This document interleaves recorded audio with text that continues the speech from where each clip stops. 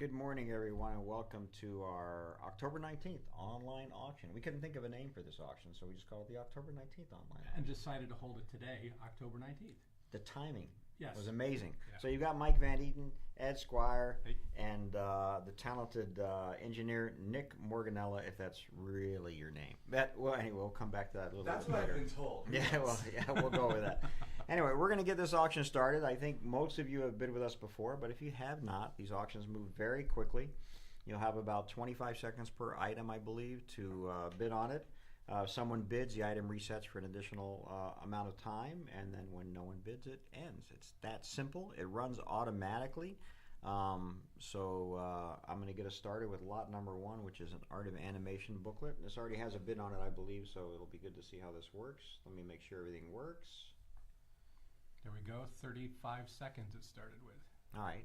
That may be a little longer than we want, so we'll have to check into that and see. So there you go. There's the Art of Animation book, and as you can see, it'll run down. If someone bids, it's going to, well, actually, it'll come up on a last call, I think, in 10 seconds. And we'll give it that. There it goes. 15 seconds. All right. That's right, yeah.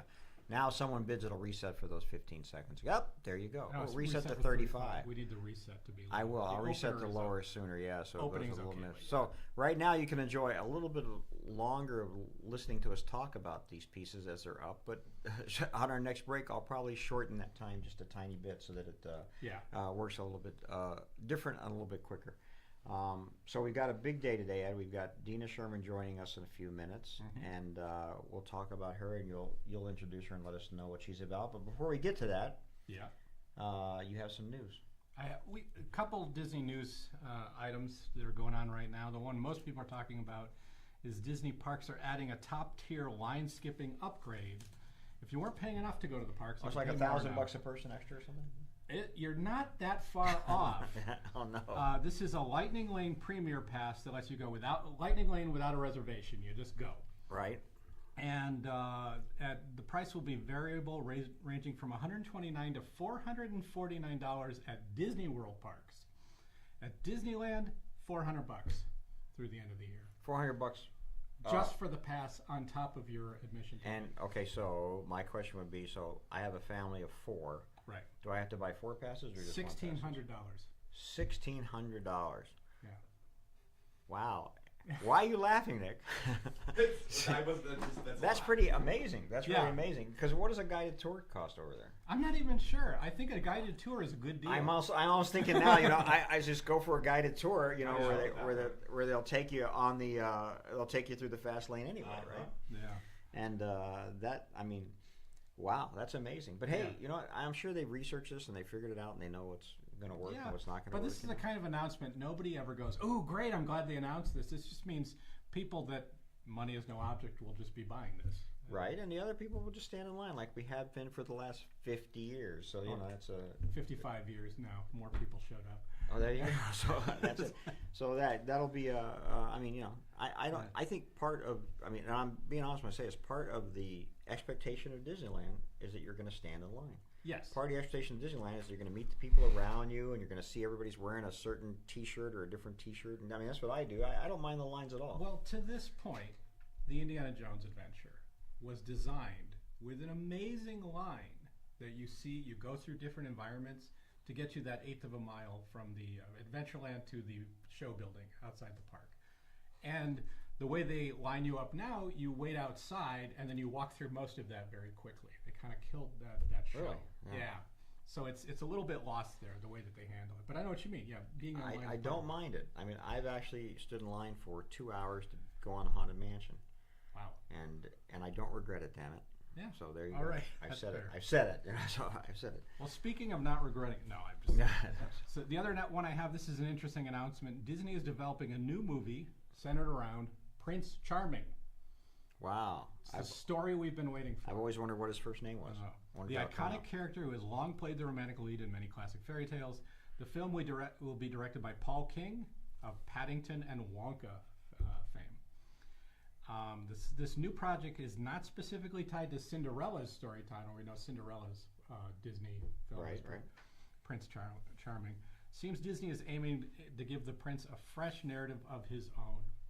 They haven't announced if it's live action or animated. I'm guessing with Paul King's track record, with Paddington, these great films, it's probably live action. Huh. That'll be okay, I guess. That's Prince Charming. Prince Charming, yeah. Well, hey, like I say, we can find out what his first name was. If his last name is really Charming. Right. Things like that will be interesting to know. That's it. Yeah, yep. There all you go. we want to know.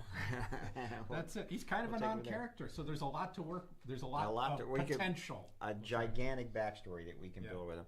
By the way, folks, you have a little message screen if you're in the bidding area that you can send us messages. Let us know if you're hearing us okay. Let us know if you have a question, especially when Dina's here. You're more than welcome to write in with questions, and we'll do our best to answer them. So just to preview you, we'll be talking with Dina about her work as a voice artist. That includes dubbing anime, video games. She's the voice of the Annie Awards, which is interesting. But what we're really interested in is her early work as a Disneyland costume character. I can't wait. I'll have many questions that will come up in my head as we're talking to her, I'm sure. So that'll be exciting. And I hope you guys will stick around for it while you're bidding and listening in.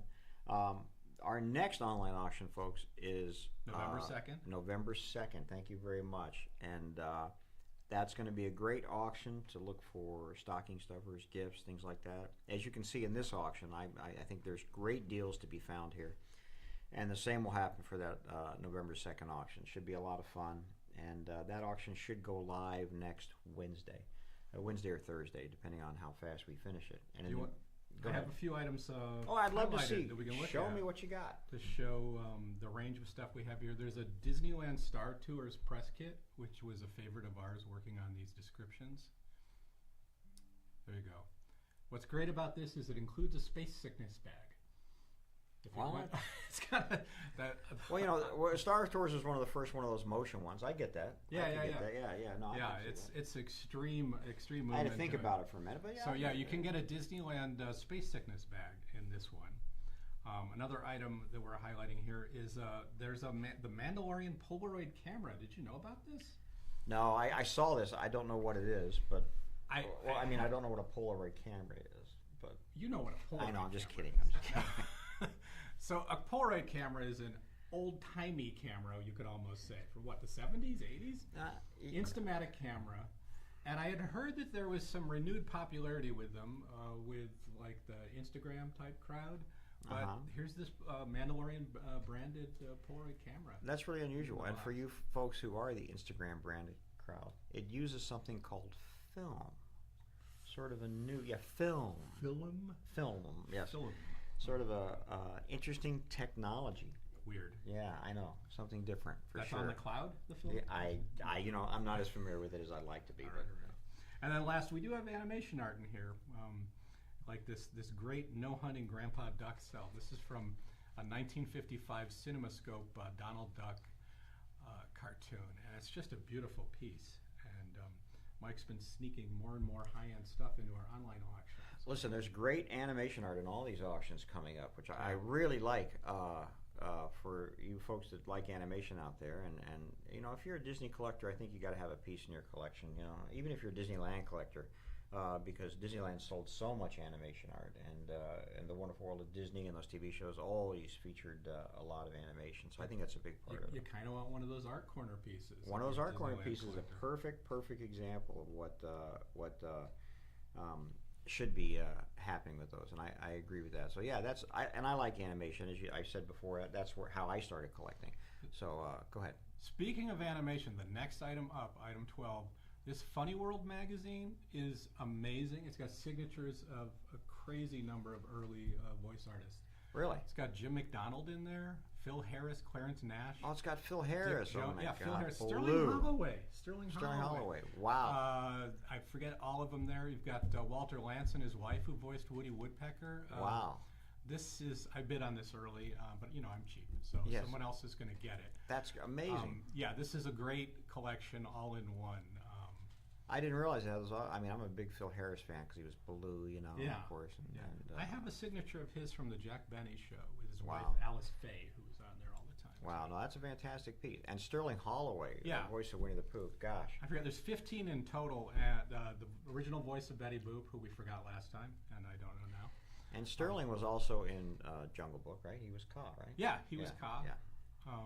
The stork in Dumbo, Winnie the Pooh. And of course, Clarence Nash, the voice of Donald Duck, the original voice, and the voice for years and years. I mean, absolutely doing everything with that. Yeah. That's a very impressive piece. I can't read the rest of the description. I think the original Popeye's in there too, if I remember. It's a real cross section of early animation. That's fantastic. This had to come from. Is this from the Alan Hilton collection? I believe it is. Yeah, that's a great piece. Yeah. Fantastic piece. Wow, I wish I'd known that. I would have saved that for catalog auctions. but again, folks, this is what's wonderful about these pieces. Just fantastic deals, and I think some really unique pieces. We don't see as many people participating as we do in the catalog auctions, and so you can actually get some really great deals here, and that's what I like about these auctions. And as I've always said, stuff starts at $1. Some things, $10. This piece had to start at maybe $10 or $15. I bid early. You were the $10 guy, yeah. Okay. It started at 10. I bid a little higher than that. Now that explains it. You know us here. We love this stuff, but we like to see that other people love it and want to take it home too. And this is. I think that's a great. I think it's absolutely great, and even at this price is a fantastic deal for all those signatures. I mean, I really think this is special. That's great, and Sterling Holloway is always one of my favorites, honestly. Yeah. But that's fantastic. Great piece, folks, and great bidding. Thank you very much. The next few pieces coming up are really cool. Remember you asked me if these were valuable? Yeah. Well, they're valued. Well, I think that's fantastic. Yeah, they're in beautiful shape. It's the early C-3PO, the Return of the Jedi, R2-D2. Stickers are great. Nobody buried this in their backyard. They're in beautiful condition. Wow. For loose figures. You're a Star Wars guy. See, that's the trick with these. That's why you know them. I mean, I saw the movies. I can say that. Yeah. Many times, but yeah. I never collected the toys or anything like that. Well, I was 11 when the first one came out, so I was the perfect age to be totally into it. That's fantastic. And this piece after this, is something you were really interested in, the Raiders of the Lost Ark set pieces, right? The model pieces, yeah. Now you've seen these in person, yes? Yeah, these are beautiful. They're really striking, and somebody's it's getting some attention this morning. We noticed, so I'm glad to see that someone will be taking those home because I want to keep them and I can't. Does that make sense? That's I understand that. That's the story of my life. Honestly. But I mean, Raiders is what was this 1982, I think. 83. It was about then, but there's less and less pieces of that original production up for grabs. Yeah, no, it's incredible. Yeah, these are beautiful. These are great pieces, and they got the bids they should get. I think they're going for the value that they should go for, even more actually, honestly. But you don't see a lot of this stuff, and I remember getting these from a gentleman who worked on this set, so I thought that was really cool. So they had great provenance for me, and just great pieces all the way around. There we go, good one. That was a great one. All right, so back to what you have coming up in the next auction. While you're doing that, I'm trying to adjust that was the all of times. them for the November 2nd auction. I just did those 3. Oh, that's cool. That's great. Yeah. That's great. And then on December 14th. Thank you. On December 14th, we have our catalog auction, which is a fairly major auction for us. This looks to be might be a 2-day auction. It's got amazing. You didn't take any of the pieces for that one yet, did you? I do have 3 pieces. Oh, what do you have? Show me what you have. This is a little random. These are 2 I like, and well, there are 3 I like. Let's be honest. So we've got Ted Knight's photographs from the Mary Tyler Moore Show, which this is one of the really. It's kind of nice and a little bittersweet things about working here. We have a lot of things from Ted Knight's estate right now. Right. Some really great items, and these are his personal photos collection from this great iconic TV show that made him the huge star, I'd say.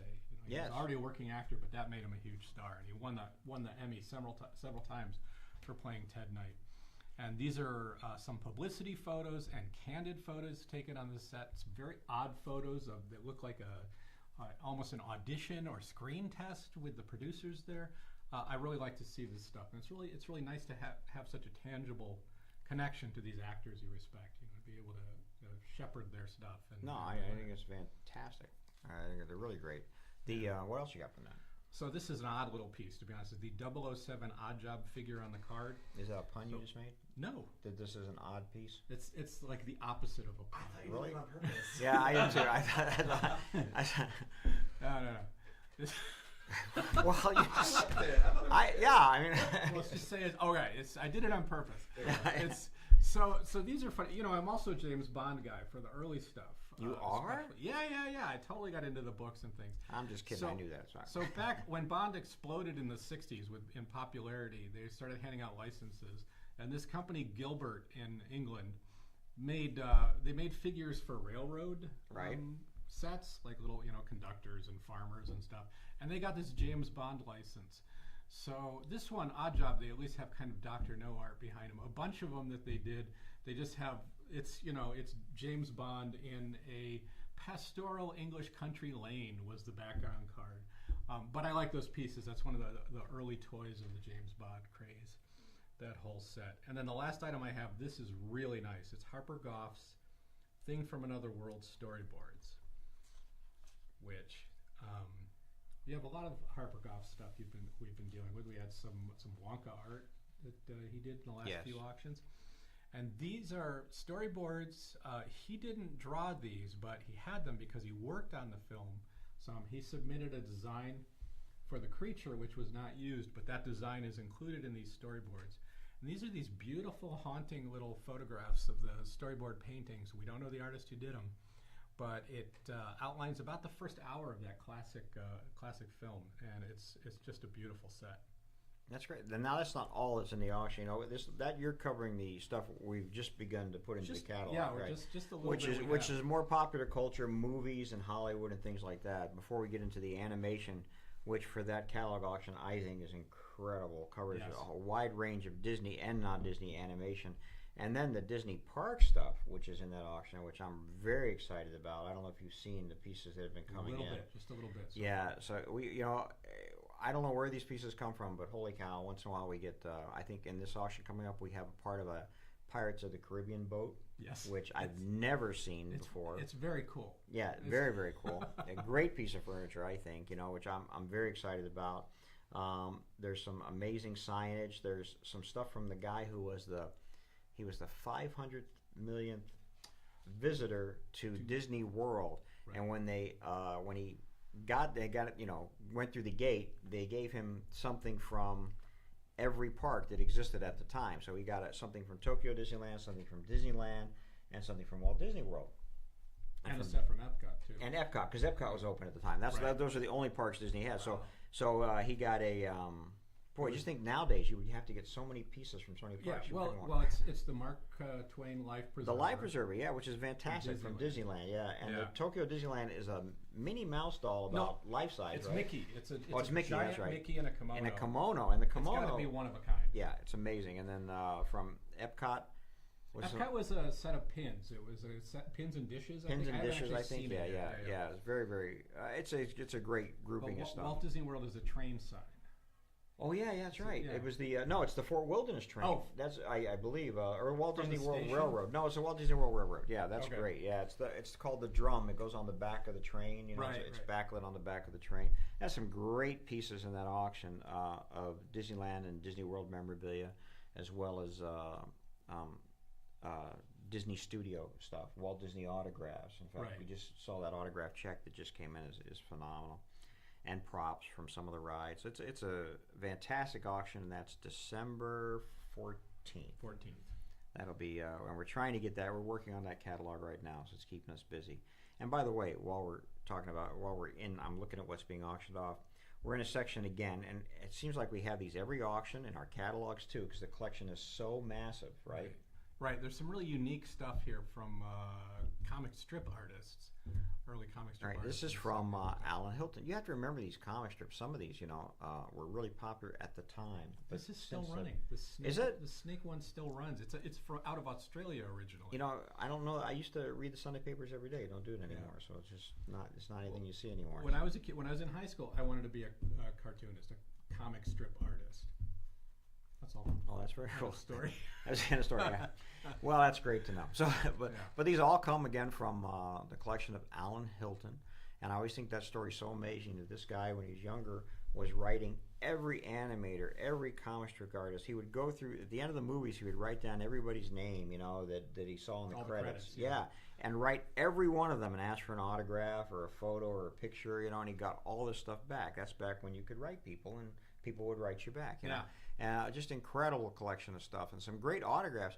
Holly Pratt, a classic Warner Brothers animator. That's the piece that's up right now, and actually a really good drawing of Bugs Bunny too, which is even better. Yeah. But that's a really, really amazing collection. So we're really happy to have it, and really pleased with all the reception it's been getting in all these auctions. So yeah, some of these. And the next piece is kind of historic. This is a comic strip. We Pals was noted for early diverse cast for a comic strip. All different races, ability. There was a deaf kid. There was a child in a wheelchair. When was this? This was in the 60s. I think it started in the early 60s. It was a bit of a response to Peanuts. He and Charles Schulz, Maury Turner and Charles Schulz, respected each other a lot.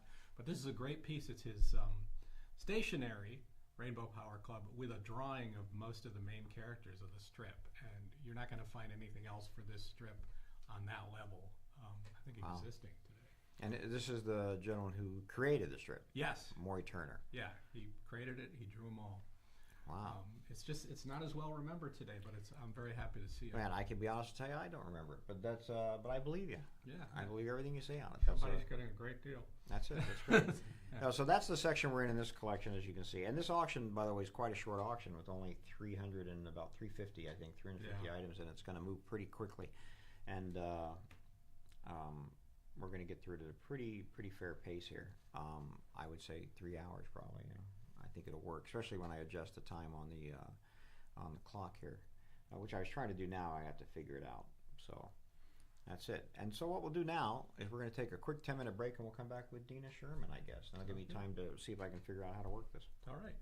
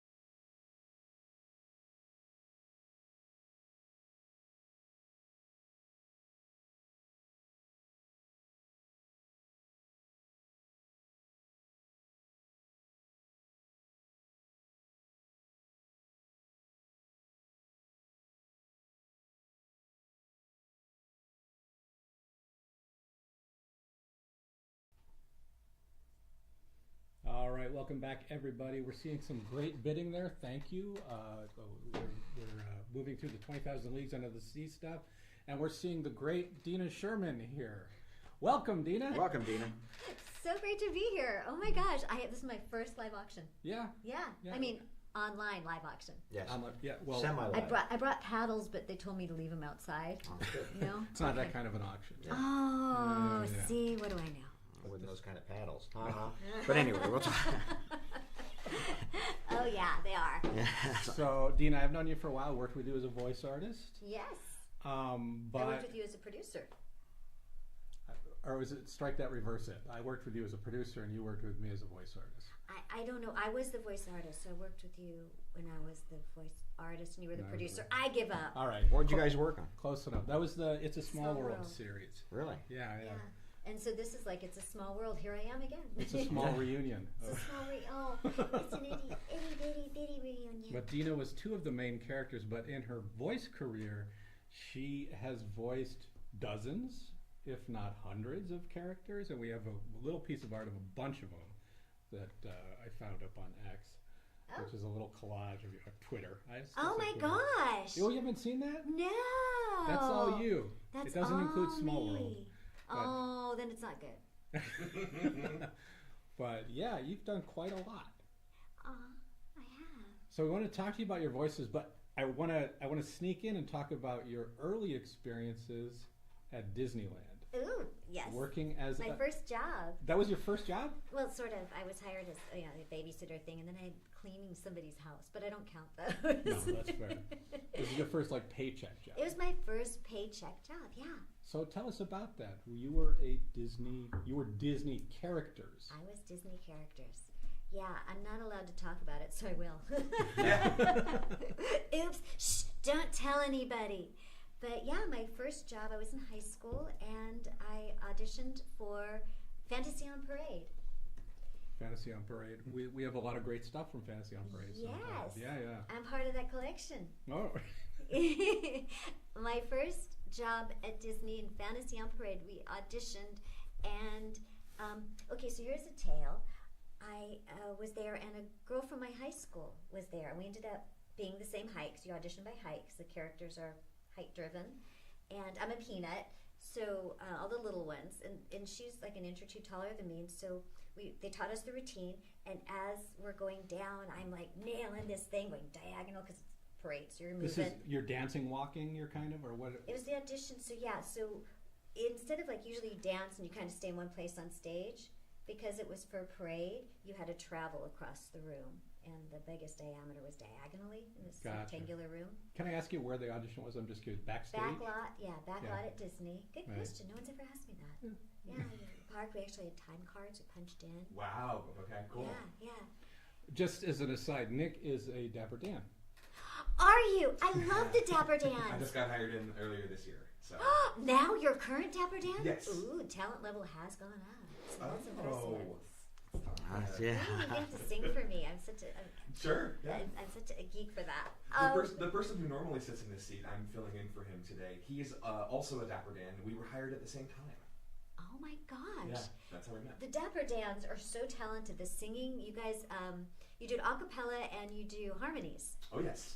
And it's just, if you're ever walking through the park and you see the Dapper Dans, stop and just enjoy, because it's amazing. You guys are amazing. Thank you. Yeah, we're there for a good time, and yeah, it's a lovely homage to traditional barbershop, and things have certainly evolved. I think since the Dans have been there, I believe this year they celebrated their 69th anniversary of being in the parks.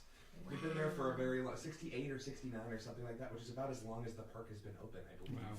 Wow. So it's cool to be a very small part of that legacy, of course. Just so you know, I'm looking at Nick and he's blushing. He's so excited about this. Well, you said I was talented, and you're also really talented. Yeah, no, it's really cute. There's little hearts floating everywhere in this room. I can't see. So I want to go back a little bit, just because if people aren't familiar with this, playing characters at the park, whatever height you are, there are certain characters you play as. Yes. Like you would not play Goofy. No.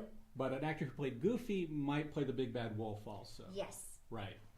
Captain Hook. Yeah. Yeah, all the tall ones, yes. I was all the small ones. And in that line, so as I was dancing, doing my audition, and the judges were at the far end, they're watching us, I happened to catch myself in the mirror. And as I caught myself in the mirror, dancing proudly across, I saw my friend, who was absolutely fumbling, just choking. And I went, and I totally missed the step, and I choked. And I watched their faces like go from this big old smile to this like frown, and they pointed to the rejection side of the room. I was like, oh my God. So my mom always taught me, you never get anywhere unless you ask. So I walked back up to them and I said, excuse me, I started on the wrong beat. I know you guys saw that I totally choked up. Can you please give me another chance? And they said, all right. And they let me back in line to do it again. And this time I nailed it. And it was really cool because I said to my friend, come on, we could do it again. And I included her. I went across the room. I nailed it. She didn't. And she went to that side of the room, and I went to the good side. But they let her sit in the room and wait for me. And she was sulking and just making boo-boo faces. So when I didn't think they were looking, I was going and making these, since you guys can't see me, the bunny ears, we're waving the finger. Oh, this. Yeah. And there's these, all these faces. And the next thing I know, they all came over. They handed Minnie Mouse to this person, Mickey Mouse to this person. They handed me the little card. It's like a little index card with your character on it. Dopey. Yeah. Thank you. And all I can think of was, I'm not tall enough to play Snow White. I'm tall enough to play the smallest dwarf. Well. Best job ever. Loved it. I absolutely loved playing Dopey in the parades. I had the best time. They all had one routine, and Dopey had to do the routine but do it wrong and go the wrong direction all the time. So I had to learn it like 2 different ways.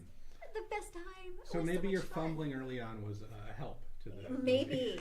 I had never thought of it that way, but yeah, I think maybe my goofy expressions. We have very similar Disney audition stories. The first time I auditioned for Disneyland was 7 years ago. Okay. The Frozen Live at the Hyperion was up in California Adventure at the time. And similarly, we had like a dance. I was a dancer in my 20s. And we had to do this dance combination. It was like a short ballet combination. And it was the same thing where you got sent to the left or you got sent to the right. And there was the keep and the toss pile. Yeah. And I did that. And I was thinking, I'm pretty atypical for a dancer. I'm built like a football player, but I was a dancer at the time. And so I was like, well, let's just go for it. Did the ballet, thought I did well, and I got sent to the go home side and said, oh, okay, well. And I wish, in hindsight, I wish that I would have said something like you did, but thankfully, someone behind the table, I don't know who, I guess must have said, actually, let him stay. Because then someone from behind the table parted the auditioners like the Red Sea, and said, hey, actually, can you stay? And I said, yes, absolutely. And I ran to the other side, to the keep side. And then I was in callbacks for like 3 days straight. Wow. And then didn't get it. Oh! And you know what? That is okay, because I think my legacy with Disneyland was meant to start with the dance. And I'm happy that it started that way. So it's all good. Aww. Yeah.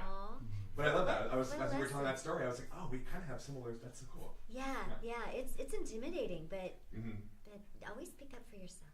Yes. Oh well. I mean, if I've learned anything, that's a good tip to take away for anybody in any, whether you're a performer or not. If you feel like there is an opportunity that you want, voice your opinion about it. Yeah, but then deliver. But then also deliver. Right. You got to back it up. You got to walk the walk. You're gonna ask me. Yes. So you're Dopey in the parade. Yes, I am. It was. You're Dopey in real life. No, it stuck with me. But oh my! Did you interact with guests? I did. Yeah. Yes. I also was in the park.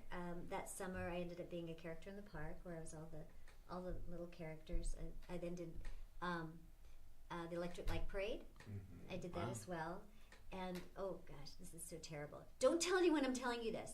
So when I was in Pinocchio, don't tell anybody. When I was in Pinocchio, I shouldn't tell you the story. Just between us. Just between us. No one's listening. No one else is here. No one else. Yeah, it's just us, right? Just like it did.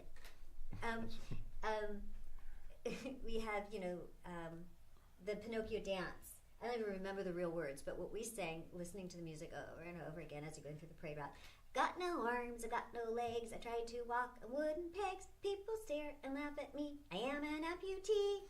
Ooh. It was horrible. I'm sorry, but it was a wooden boy, and So just kind of inside your head. yeah, I was thinking, yeah, because I had the mask on. It was terrible. I know. I'm such a bad person. I can't believe I said that out loud. Well, moving on. So other characters you played in the park. So it's Mickey, Minnie, Dopey, Donald, Jiminy Cricket, Pinocchio. I think it was Bianca from the Rescuers. Oh, wow. I think that was it. And so Bianca's interesting that you bring her up because she's still in the park sometimes. Is she? Sometimes they'll bring them out. But what I'm saying is, they taught you something specific about playing Yes. Bianca that's different from Mickey Mouse and Dope. Like, what's the differences in characters that they underline? Bianca, I don't remember anything specific for her. And you have to remember, I was always in costume. I was never a face character. Dopey. It was body language. So with Minnie Mouse, you would wiggle when you waved. You know, you just had this little wiggle, and, you know, whatever. With Mickey, and you blow the kisses, and it's just this whole, and everything's exaggerated because you're inside. You know, it's my arms and legs that you see in black, like leotard. Donald was different.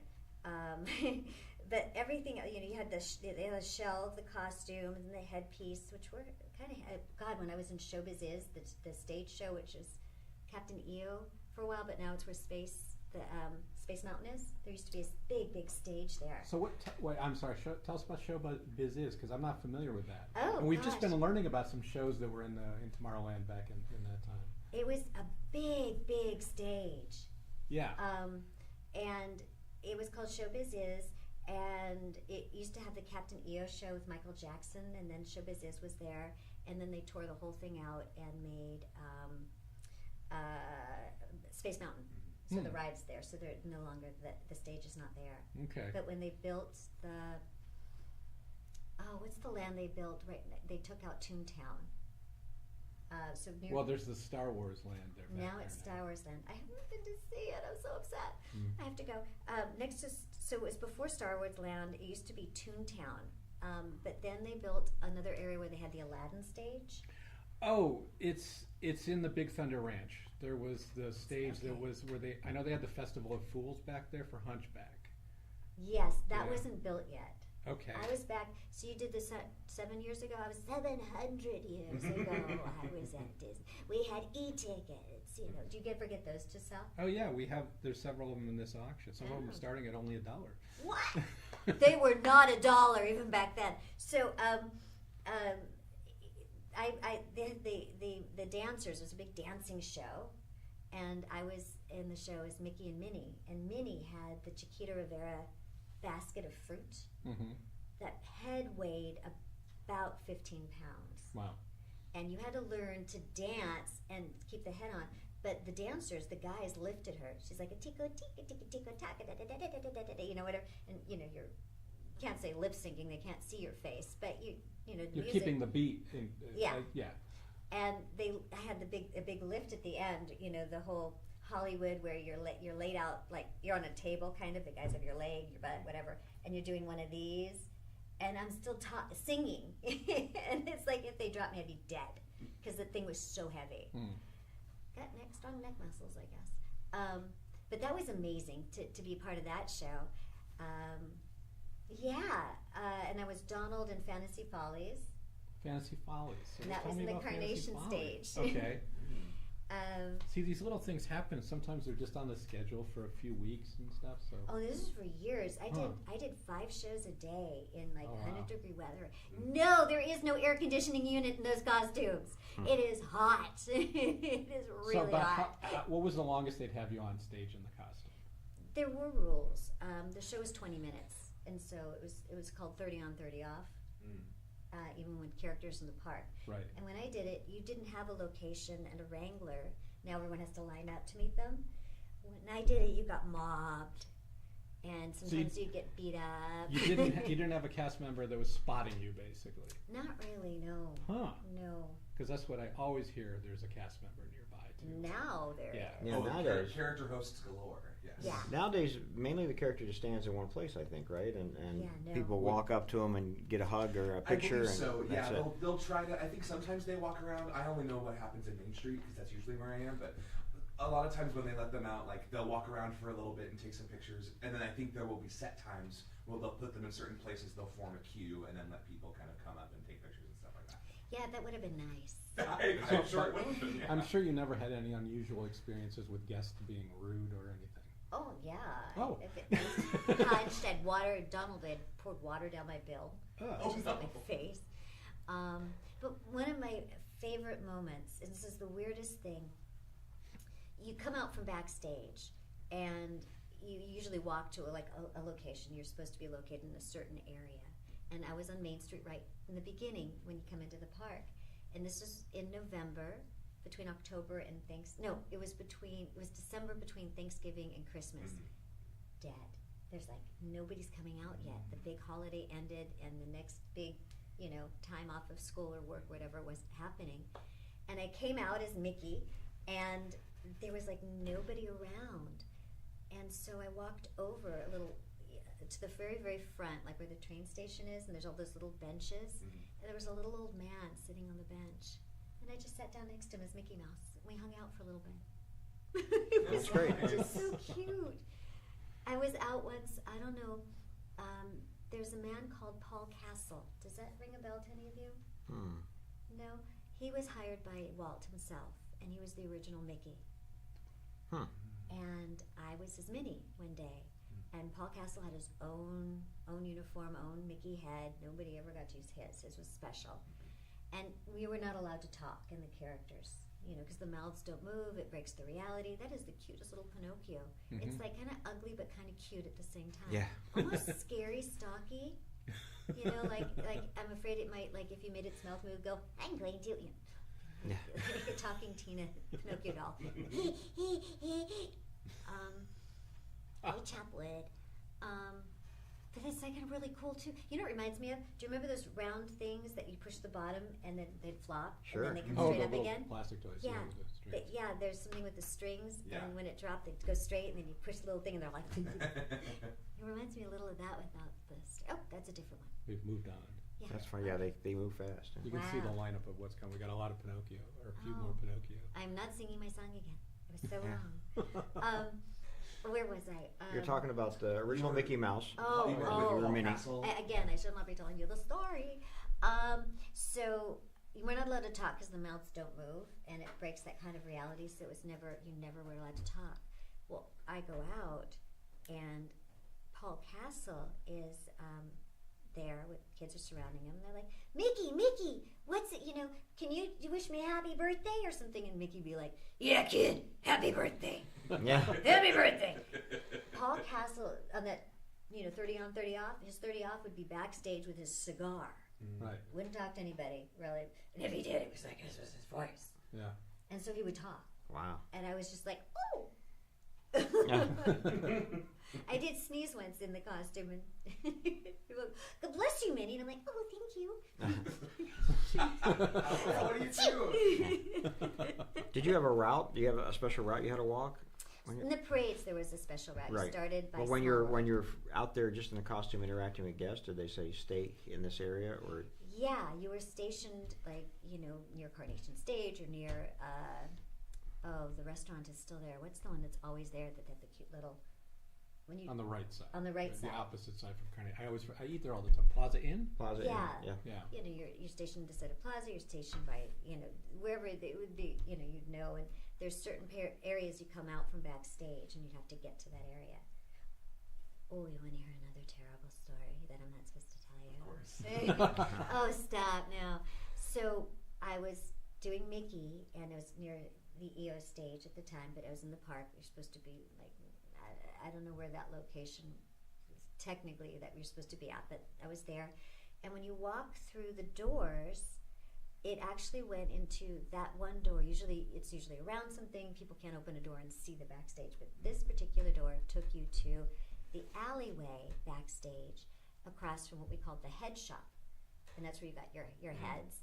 And next to it was the costume shop, and then there were locker rooms where you changed and everything.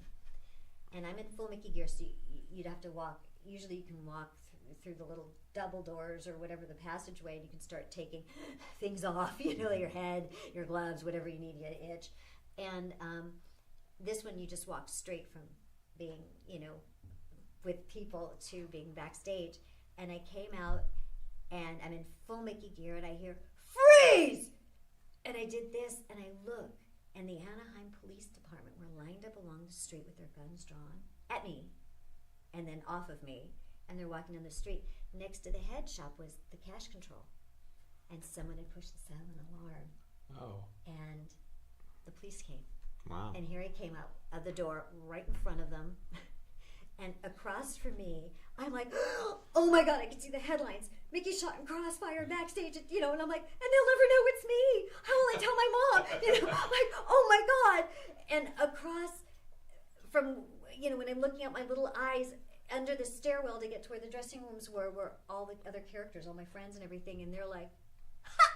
And they're laughing, pointing at me, and I'm like, okay, maybe I won't die today, but I will of mortification. But it was like, and then they passed me, and it was just like the scariest thing. And everybody was like duck and cover, but when they saw me being literally held up, I'm sorry. Oh, That's a great story. Oh my God, That's a great story.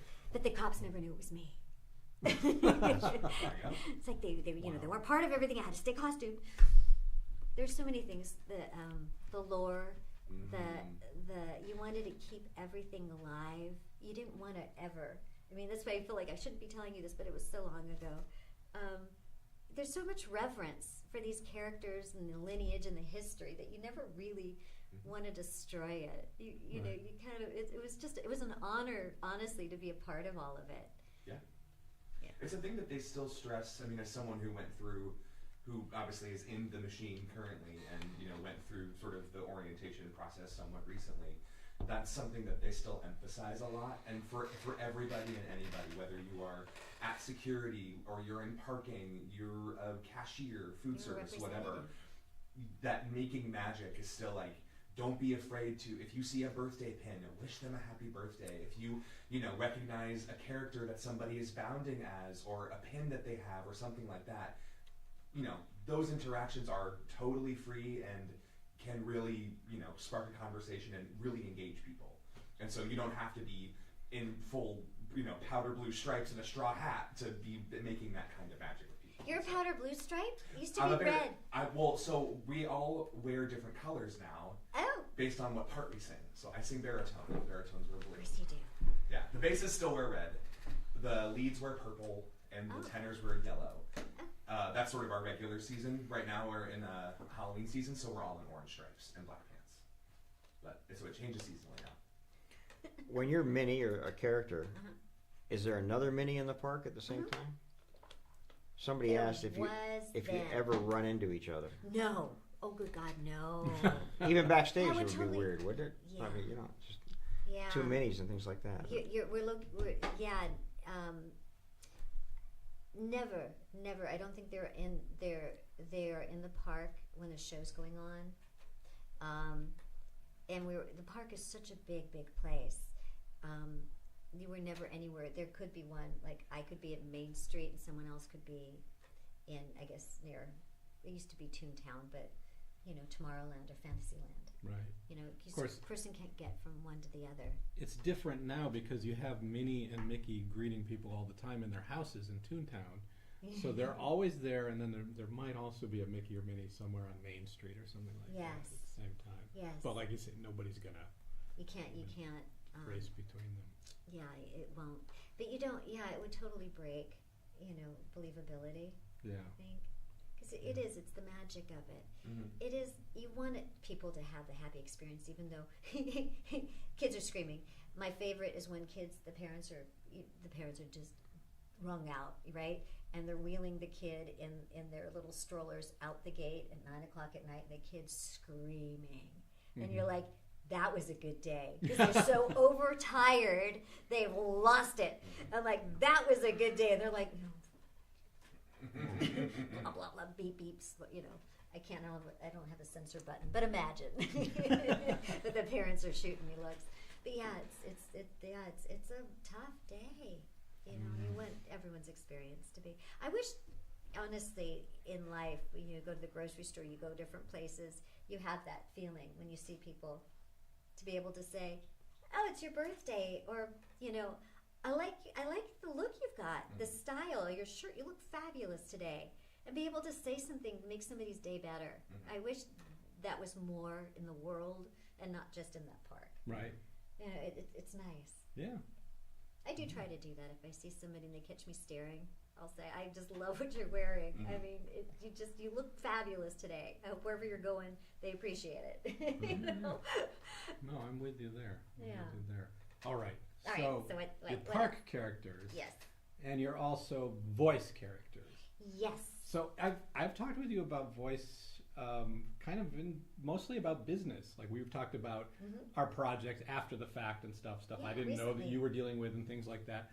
But I haven't talked about how you became a voice artist, and just tell me about you. Oh, do I have to? Really? What do you want? Boring. No. Okay, you're right. You're right. We'll Yeah. move on. Moving on. No.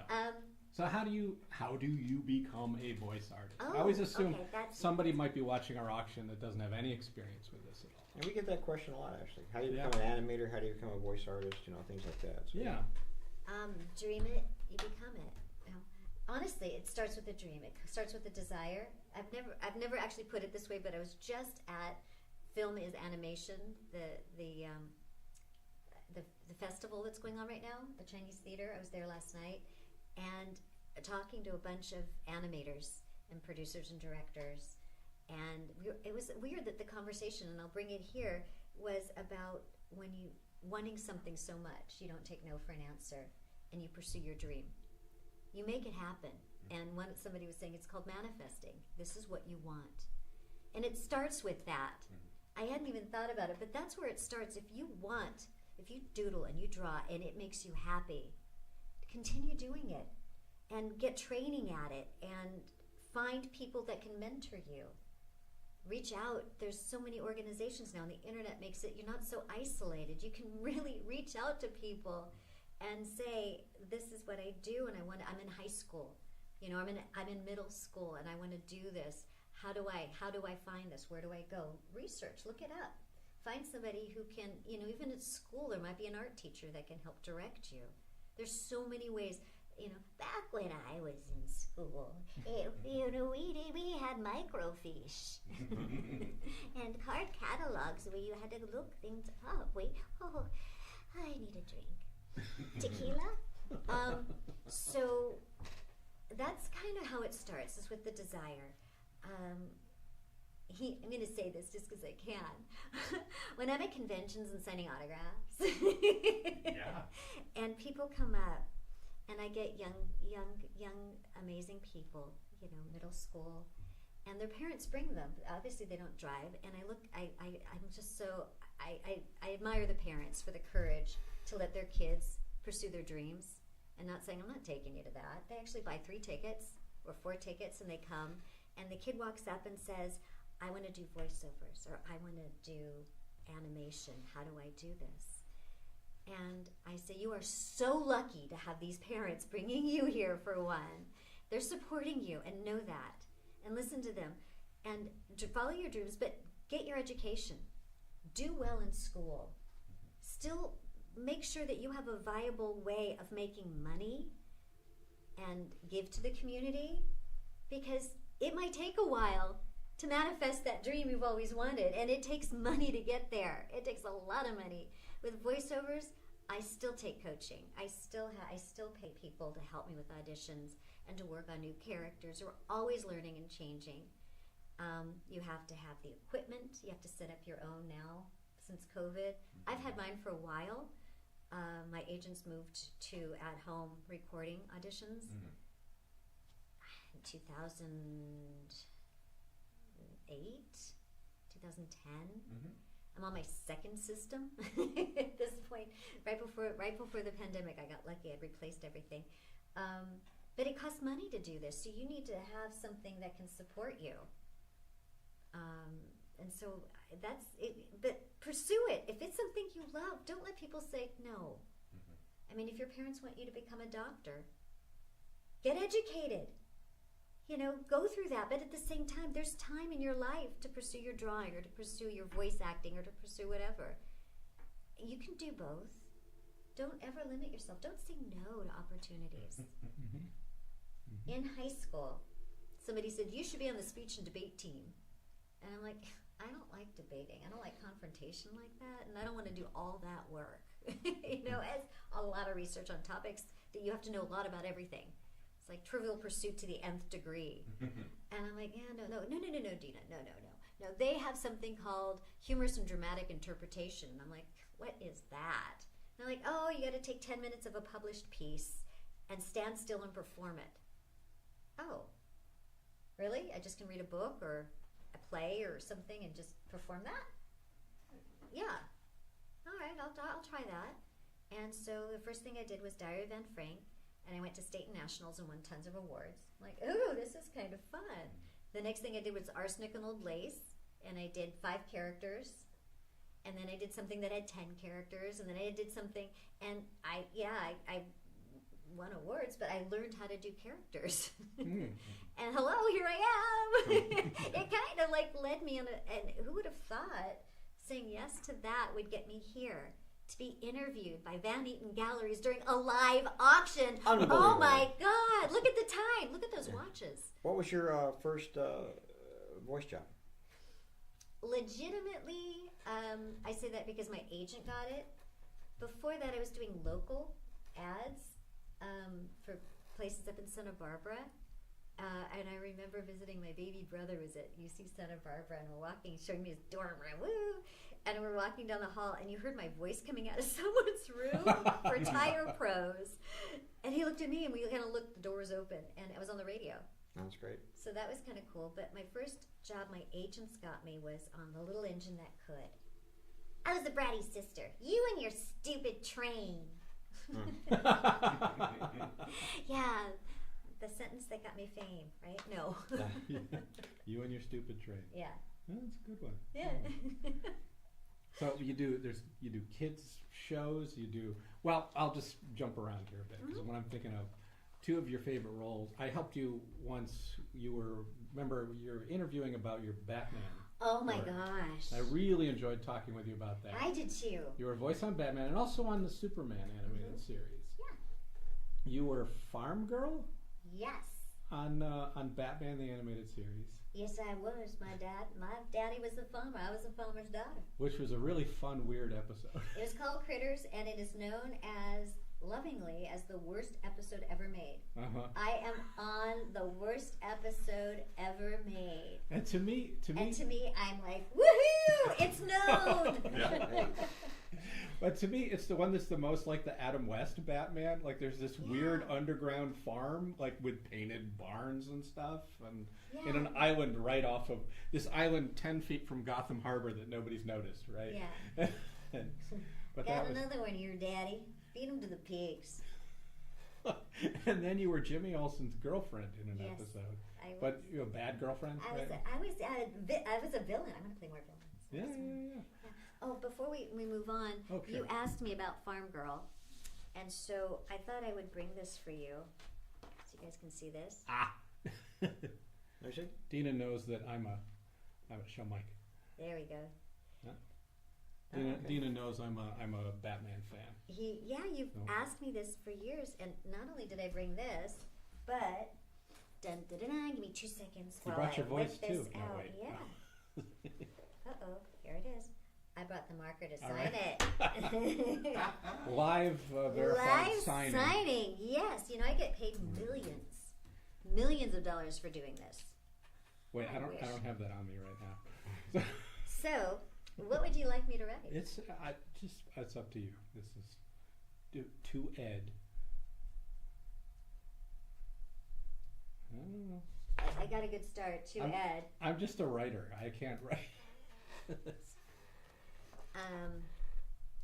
We can work it out. One of her favorite best lines that she says is when Batgirl comes flying in, with the big, superhero karate kick, nails me, like hits me right here and falls to the ground and is like, oh, and I'm standing there and I lean down and I grab her by the front of her bat. Beef steroids. That's her famous line. Sounds beef good to steroids. Me. Beef steroids. That's Okay. what you should write too. Add beef steroids. Okay. Okay. So while you're doing that, let me ask you about. I'm curious. As viewers, there's a very different tone to the Batman animated series and Superman. Specifically, it's literally Batman's fighting evil in the dark at night, and Superman is in the light of day. Is there any different feeling in the production, or is it all just kind of work? I mean, you know what I mean? I don't mean to diminish it that way. Like No, I never. it's a thought of creative it that process, way. but I don't know. Do shows feel different from each other?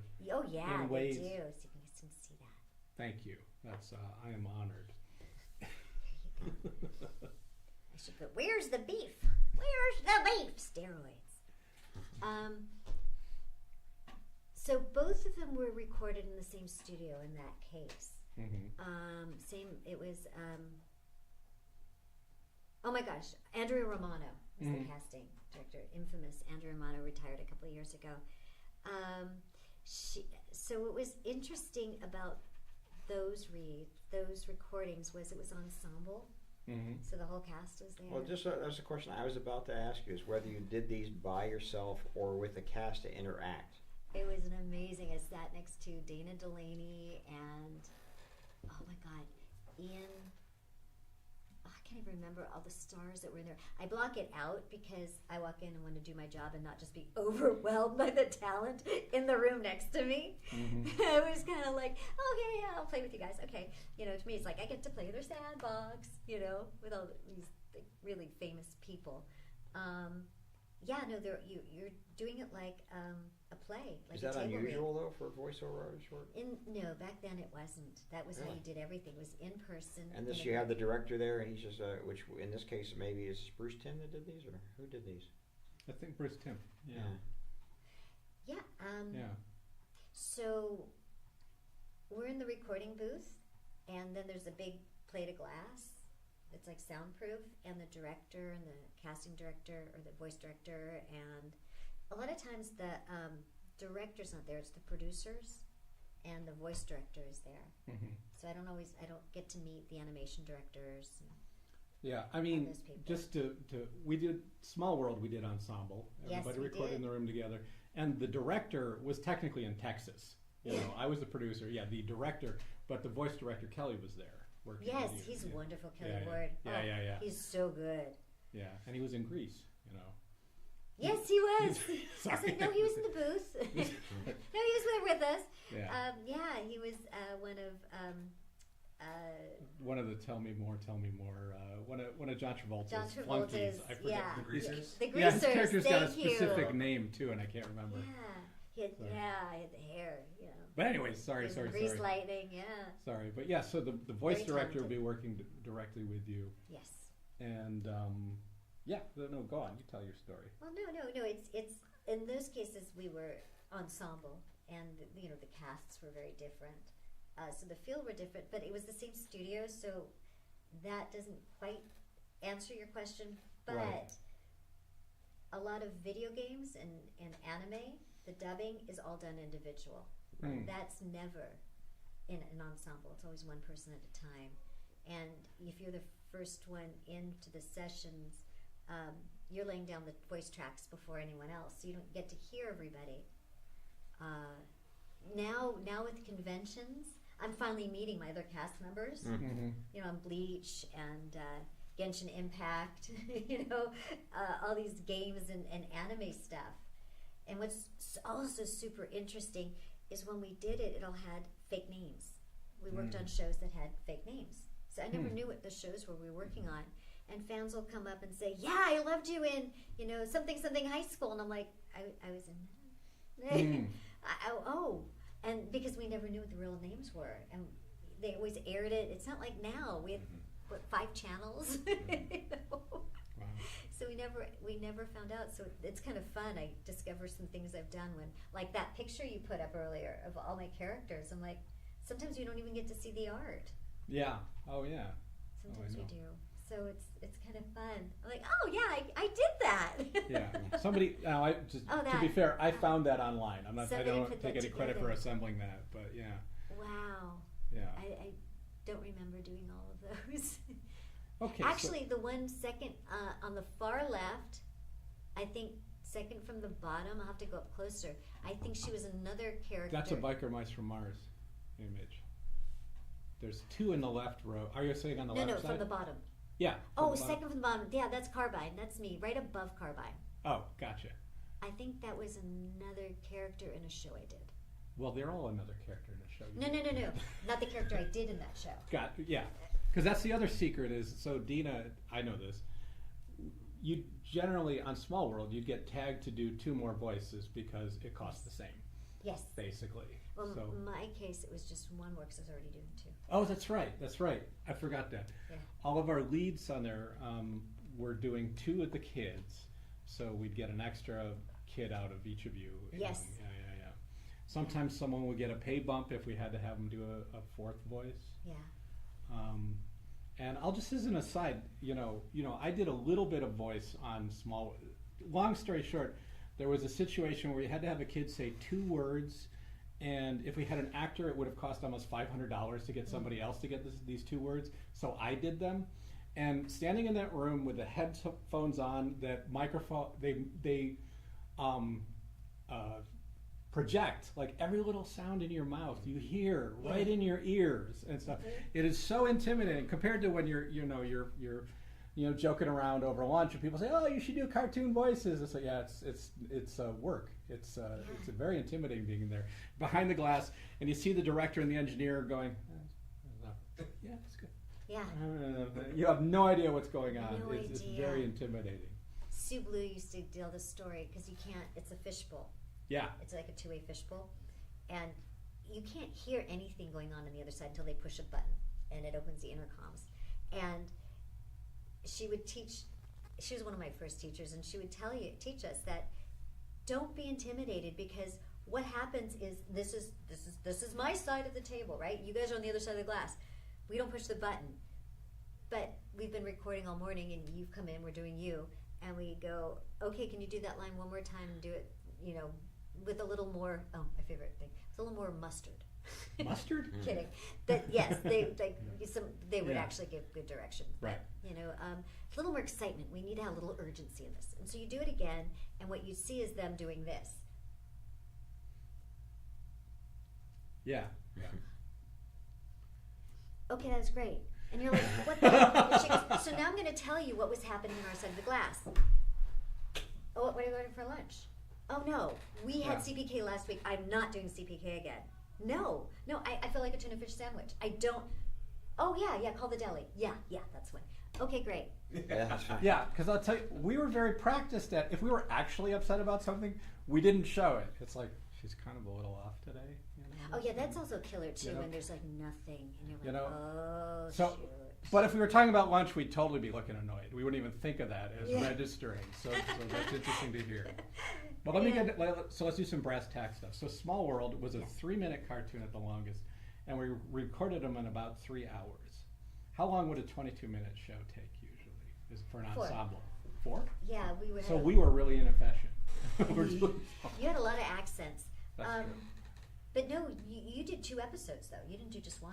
Oh, we did 2 at a time. 2 at a That's time, right. yeah. Okay, so about an hour and a half. Yeah. We're usually booked for 4-hour sessions, and you can get an episode in a 4-hour session. Features are different. Features take a long time. The Simpsons is one of the few shows, and there's some others that do it, they do it like a sitcom, where you come in, you have your table read, and which is everybody sits around the table and literally reads the script, and the writers are in there and the producers, and they're like, okay, making changes or whatever, and then they do a recording session, and it can take like a week. It's like showing up for work, like a sitcom. So that one's a little bit different. I've yet to do a Simpsons episode. They like to hire celebrities now, so yeah, I'm not famous yet, but one of these days it'd be great to be on the Simpsons. That show, the writing on it, it's still good. I used to be an acquaintance with a writer there. I got to 5 table reads. I got to go watch them, and yeah, it's an interesting experience. It's really interesting to see. Isn't it fun? Yeah.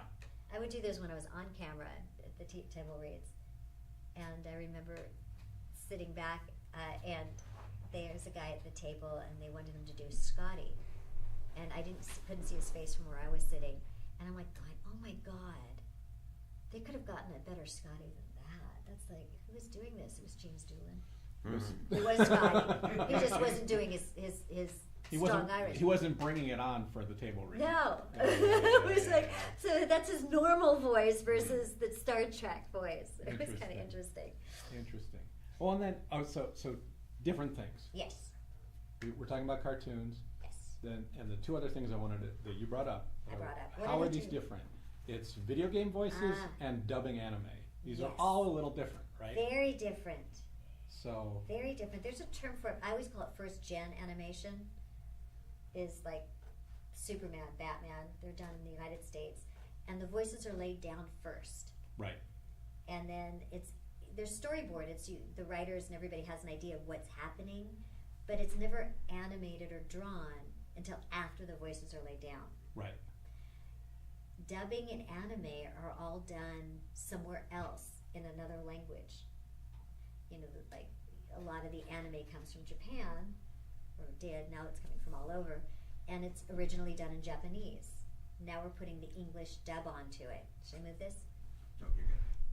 I moved it anyway. Oh, are we just showing the artwork? Yeah. I just Okay. need to make a quick adjustment. You're good. Keep going. Oh, okay. So we're now dubbing it into English. Before it was in Japanese with subtitles in every language. Now we're putting it into the English language, and they do this, for every country. And so it's all done. It's all finished. But now you're doing it to picture, and you have to match lip flaps. In anime, they don't have mouths. It's just this, the lips flapping. And so you have to learn how to act, sight read. You're given the script when you get there. You don't get it in advance. You don't get to prep. And they say, okay, turn to page 42. And you turn to page 42. We're going to go to line 97. And there's your line. And you're lucky if it's just one sentence. But sometimes it's a paragraph. And you have to be able to sight read it, listen for the beeps. I should tell you the beeps. 4 beeps. Beep, 3 beeps. Beep, beep, beep. And where the 4th beep is where you start. And then you start, and you have to be able to sight read this paragraph, act with this paragraph, and make sure you're matching the lip flaps. And the craziest thing is our eyes to brain to mouth is a lag. There is, so it's deceptive to watch. There's a lag you can't watch the YouTube thing because there's a lag right now.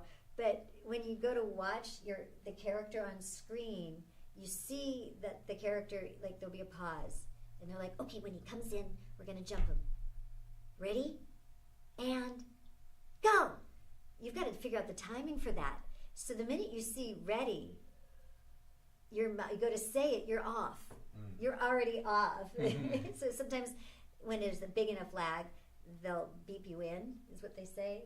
So you're going to say that part on the 4th beep and start so that you're actually on it. Right. But you also learn how to time things. I have musical background. Yeah, I was a band geek. Anyway, as a drummer. But anyway, you kind of learn the musicality of it, the rhythm. So you kind of go, and you kind of know if you watch it a few times. When I started doing dubbing, it was on reel to reel. Can you picture in your brain like the old film reels? They used to have that for sound. And in order to dub and cut things, they literally would lay it on the reel to reel, and they'd take a razor blade and they'd cut it and they'd splice it. And there was a lot of math to know at what frame it had to be done in order to put it together. Now it's all done digitally. They literally slide it, squeeze it, stretch it. It's crazy.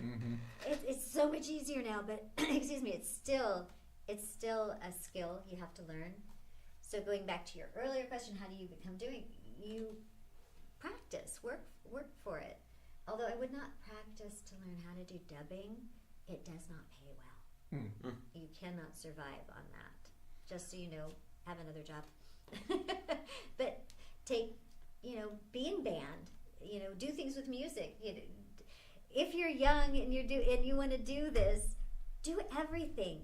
And that goes even if you're older and you want to start doing this, because I coach people that we call it middlescents. They're not adolescents anymore. They're now between the ages of 50 and 75. They've entered middlescents, rediscovering themselves. I heard it on NPR, and I'm like, I wish I'd heard the whole thing. I love that, the middlescents. It's a rediscovery, and so you want to try to do this. Observe people. You know, everybody's a character in some way. You know, you have your teachers from the past, your next door neighbor now, your boss at work, and imitate them. And that's a character, and take that on. So just observe people. As you got in the industry, were there any voiceover artists that you wanted to work with, or that you knew, like you said, oh, this is the greatest voiceover artist ever, besides yourself, I mean? My phone is ringing. I am so sorry. That's I all don't right. know why. It's the city of Calabasas. I have a feeling there's probably a wind warning. Yeah, there you go. Yeah. Was there anybody you wanted to work with? Do you know? I mean, you were in all these things like the Batman thing and Dana Delaney, people like that. But was there a voiceover artist that stood out to you in all this work? There are so many. I've been super fortunate. I actually did get to work with Mark Hamill. Oh, yeah. Nicest man, and so freaking talented. I got to work with, it breaks my heart. I can't think of his name right now. From Beverly Hills 90210, Perry. Luke? Luke Perry. Yeah, Oh, Luke Perry, yeah, Luke yeah. Perry. Amazingly talented voice actor. Yeah. Oh my A lot of gosh, people he was don't realize, like Mark Hamill, you know, who I think was the Joker in the Batman series, Yes. I believe, and yeah, these guys do a ton of done a voiceovers. lot of stuff. He is. I wouldn't say infamous. Prolific is the word I'm looking for. Yeah, that's a good word. Yeah. He is amazing. I'm able to work with Jess Harnell and Rob Paulson, Sure. and there's a lot of women out there now who I envy. Their careers are amazing. You've got Gray Delisle. If you look her up, she has the most voice characters of anybody. That's funny. I've got a lot of jealousy, but what's the word? Admiration is more. You know, a mom. She's done it all. And she's amazing. I did get a chance to work with her once. I've never worked with Tara Strong, but she's really good. I've worked with Derry Berry. She's a friend. E.G. Daly I've worked with. She's amazing. It's hard because we don't get to be in the same room anymore. We used to all work together.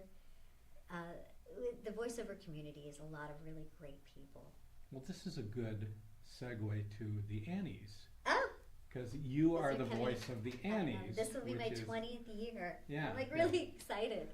So, and that is the Animation Industry Awards? It is. Someone introduced me last night. Oh, she's the voice of the Annie Awards. And the other person didn't know what the Annie Awards was. And she said, oh my God, it's like the premier award you can get in animation. I was like, yes! I told David Dirks, you know, the Annies, because I've been with them for 20 years, but this is their 53rd year, I think. Went from this little thing that June Foray helped Another start. voice artist, right? Another voice artist. She says, we need to have, it was Rocky from Rocky and Bullwinkle, we need to have something for animators that celebrates the artists, the people that, all these things that you guys are interested in buying, these people, they're amazingly talented, their artwork, and then the directors and the producers of the show as well. The Annie Awards celebrates them and awards excellence in animation. And it's gone from something, the award show, you know, I'm part of the Television Academy, the Emmys. And sorry guys, the Emmys used to go, oh, the Annies, oh, whatever, you know, like we're the Emmys. Now the Annies are a big deal because we do celebrate and honor these artists. And when I say artists, I don't just mean people who draw. It's every part of animation. And nobody knows them. They're the behind-the-scenes people. Very few. They're not as recognizable as the Angelina Jolies. You know, that she came one year. She voiced something. Yeah, I just love being a part of it. It's such an amazing community. Mm-hmm. Yeah, I know this last year, I see you posting about it all the time. And so it's it's just great to see the industry as a group together, you know? It is. is there anything, anyone out there, that you're a part of, that you're proud of, whether it's a sports team or a band, like the Dapper Dan's singing group, that if you got together with everybody else who did the same thing and you guys could all share the same stories and talk about your projects and all the, the games you've played, the wins, it's that. It's that intangible, really cool fun. Community. It is a Yeah. huge community, and they're pretty kind. Yeah, they're a nice group, I have to say. Cool. I call them my lovable geeks. We rely on lovable geeks here. That's pretty much. It's all about lovable geeks. It is. Yeah. We're all lovable geeks. Yes, here. I hope so. Yeah. I think collectors in general are all lovable geeks, right? True. We all have something we're really into and go from there. Did you ever meet Frank Welker? You know Frank Yeah. Welker? Yeah. He's one of my favorite, right? 'Cause He's amazing. He's been around Forever. yeah. Yeah. I'm a Scooby-Doo guy too. So yeah. I worked with him, I think, on one of my very first big jobs. Was he in that? I was so intimidated. It was a Monster in My Pocket for Hanna-Barbera. Mm-hmm. And, what's her name? An older woman. I have it on your IMDb as Carrie Raven. I was Carrie, yes. Mm-hmm. And I swear you were using cameras because it was back, in the 90s we had the oversized sweaters that we wore with leggings, and I had put my hair in a side ponytail. And Carrie, if you look at Carrie, she's in a teal or a greenish teal oversized sweater with her hair on. How? That's great. What? But I just been signed with a manager, and my now husband had just proposed to me. And I walked, and then I just gotten this first gig for Hanna-Barbera for this pilot. And we were sitting in director's chairs with microphones, which was interesting. And my feet literally weren't touching the ground, and figuratively they weren't. And I leaned over, and it was April Winchell, I think, and I said, "How am I doing? I can't feel my feet." I was, you just it was amazing. But I think Frank Welker was in the room, but I knew him from ICM when we were at the same agency, and it would be there at audition and stuff, because it was still in person. I remember sitting at a SAG meeting next to him. Nice man. Yeah, it's funny because I know them as people, like I know you guys. It'd be like talking to you. They're just real people, which is really great. That's the best way. Yeah. That's absolutely great. Yeah, no, he's one of my voiceover heroes, as was June Foray. Because there weren't a lot of women in the business back at that time, and only the people you knew would be June Foray. Right. Or maybe Lucille Bliss, right? Who was, That's who I was sitting next to, Lucille Bliss. That's who, Bliss. thank That's you. it, yeah. That's who I was sitting next to. She was That's right. Well, such a she was delight. big at Hanna-Barbera. She did a ton of Hanna-Barbera, so that I would think make it was sense. her character's picture that I was pointing to. She was sitting next to me in this room, and thank God I didn't know who everybody was, because I was already I was young, and it was all new, and I was getting married, and my career was just starting, and I'm in Hanna-Barbera. Yeah. I could not feel the ground. And that studio at that time especially had their go-to people, right? They would go to these people first to get, and so did Warner Brothers, all companies, say, these are the people we're going to use, these are the people we're going to use, and they would use them over and over in different things. They just got used to them. So it's great to get into that group for sure. That would have been a lot of fun. Yeah. Fantastic. And what's your favorite production you did, you think? It's a small world. Oh, you don't have to say that. We all know that anyway. Yeah. I'm like, oh God, that's a loaded question. What am I supposed to say? Was there one that stands out that you look back on and go, yeah, that was the one, that was the great one? Or is it still coming? It may be. They're still going on. Yeah. I recently, one of my favorite is the Genshin Impact, the game, because Diana's pretty much a fireball. I don't take guff from anybody, and I've been doing it for so long now that when I get some of the lines, we're not dubbing to picture, because in that game they just kind of stand there, and the animation just kind of does this a little bit, and then the lines are written at the bottom, so that they're not sinking to the mouth flaps or anything. So it's a true voiceover, and it's all done independent, and I literally have voices in my head because you have the cans on, the headphones, and I might have the engineer sitting on the other side of the glass, but my director, the client, they're all over the world, like China, Japan, Burbank, you know. It's just crazy. And we'll get a line, and I'm like, oh, God, this reminds me, and I'll say something, and they'll go, oh, we should say that instead. And then we have the client going, hold on, let me find out. And then they come back and like, yeah, we can do it, but we'll do an alt, you know, so I get to actually play. Oh, cool. And Cool. Diana has this thing that she does where she's like, pew, pew, pew, you know, she's shooting things. I used to do that. My brother used to, when we were little, we'd play cops and robbers. He would go pew pew pew, and they let me, you know. That's there's some fun, you know. So I get to have a lot of fun when I'm. It's usually a lot of fun in these things. Sometimes it's really hard work. I think what's amazing, and a lot of people probably don't realize it if you think about it. We'll take Small World for instance. I don't know how many people saw Small World. I'm sure it was gazillions. Not enough. But when you go to video games, that's where your voice actually gets heard by millions and millions of people all over the world. You know, absolutely all over the world. It's an amazing outlet for voiceover artists, for musicians, you know, bands who get that music on those soundtracks and things like that. The audience is so big for those, it overwhelms movies, everything, you know. Yeah. And I think that's an amazing part of it. Now, do you think AI is going to affect you in any way? I have to ask that question. Shut your mouth. No, now. it's a Just big deal right now. It's a really big deal. It is. It's very frightening. It's incredibly frightening. I'm, as a member of the Television Academy, I'm also on the AI task force. Oh God, I gotta get serious. You get a badge for that? It's a battle. It's so intimidating. I'm on a Zoom with them 2 days ago, and there's the emerging media peer group. We're called peer groups. I'm in the animation and performers peer group. Then there's the directors peer group, executive producers, lawyers peer group. There's all these different peer groups and we vote all the Emmys. We've created, because of AI, this AI task force to figure out how it's going to impact the membership of the TV Academy and what we can do to support the membership as well as educate them and protect them. And part of the task force is to figure out how to educate people, like what are the tools, what's coming out.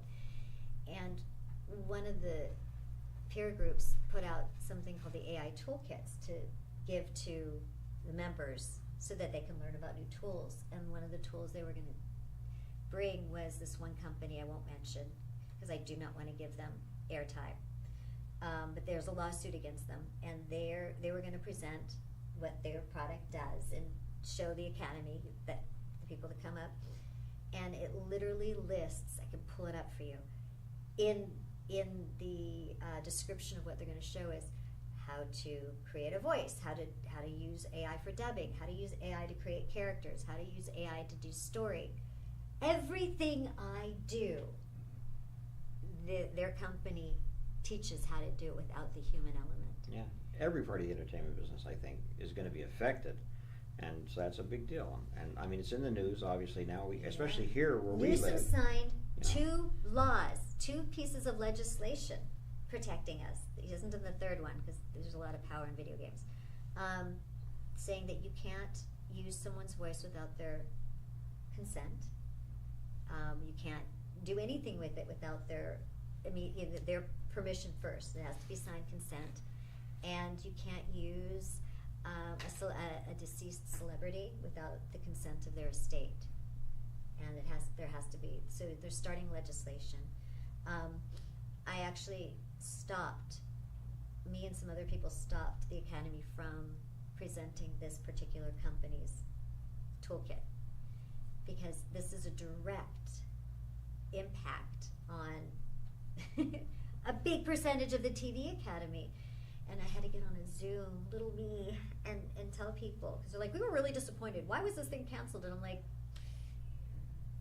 I was one of those people that spoke up. And they're like, what? And I'm like, and this is why. Because they're like, oh, some people got their feathers ruffled because it seemed to possibly. And I'm like, this isn't possible. This is a direct. Mm-hmm. And so we're all like trying to figure out how to learn what's out there and utilize the tools, because there's some amazing tools you can use. It does have some amazing things, but it should not eliminate the human element.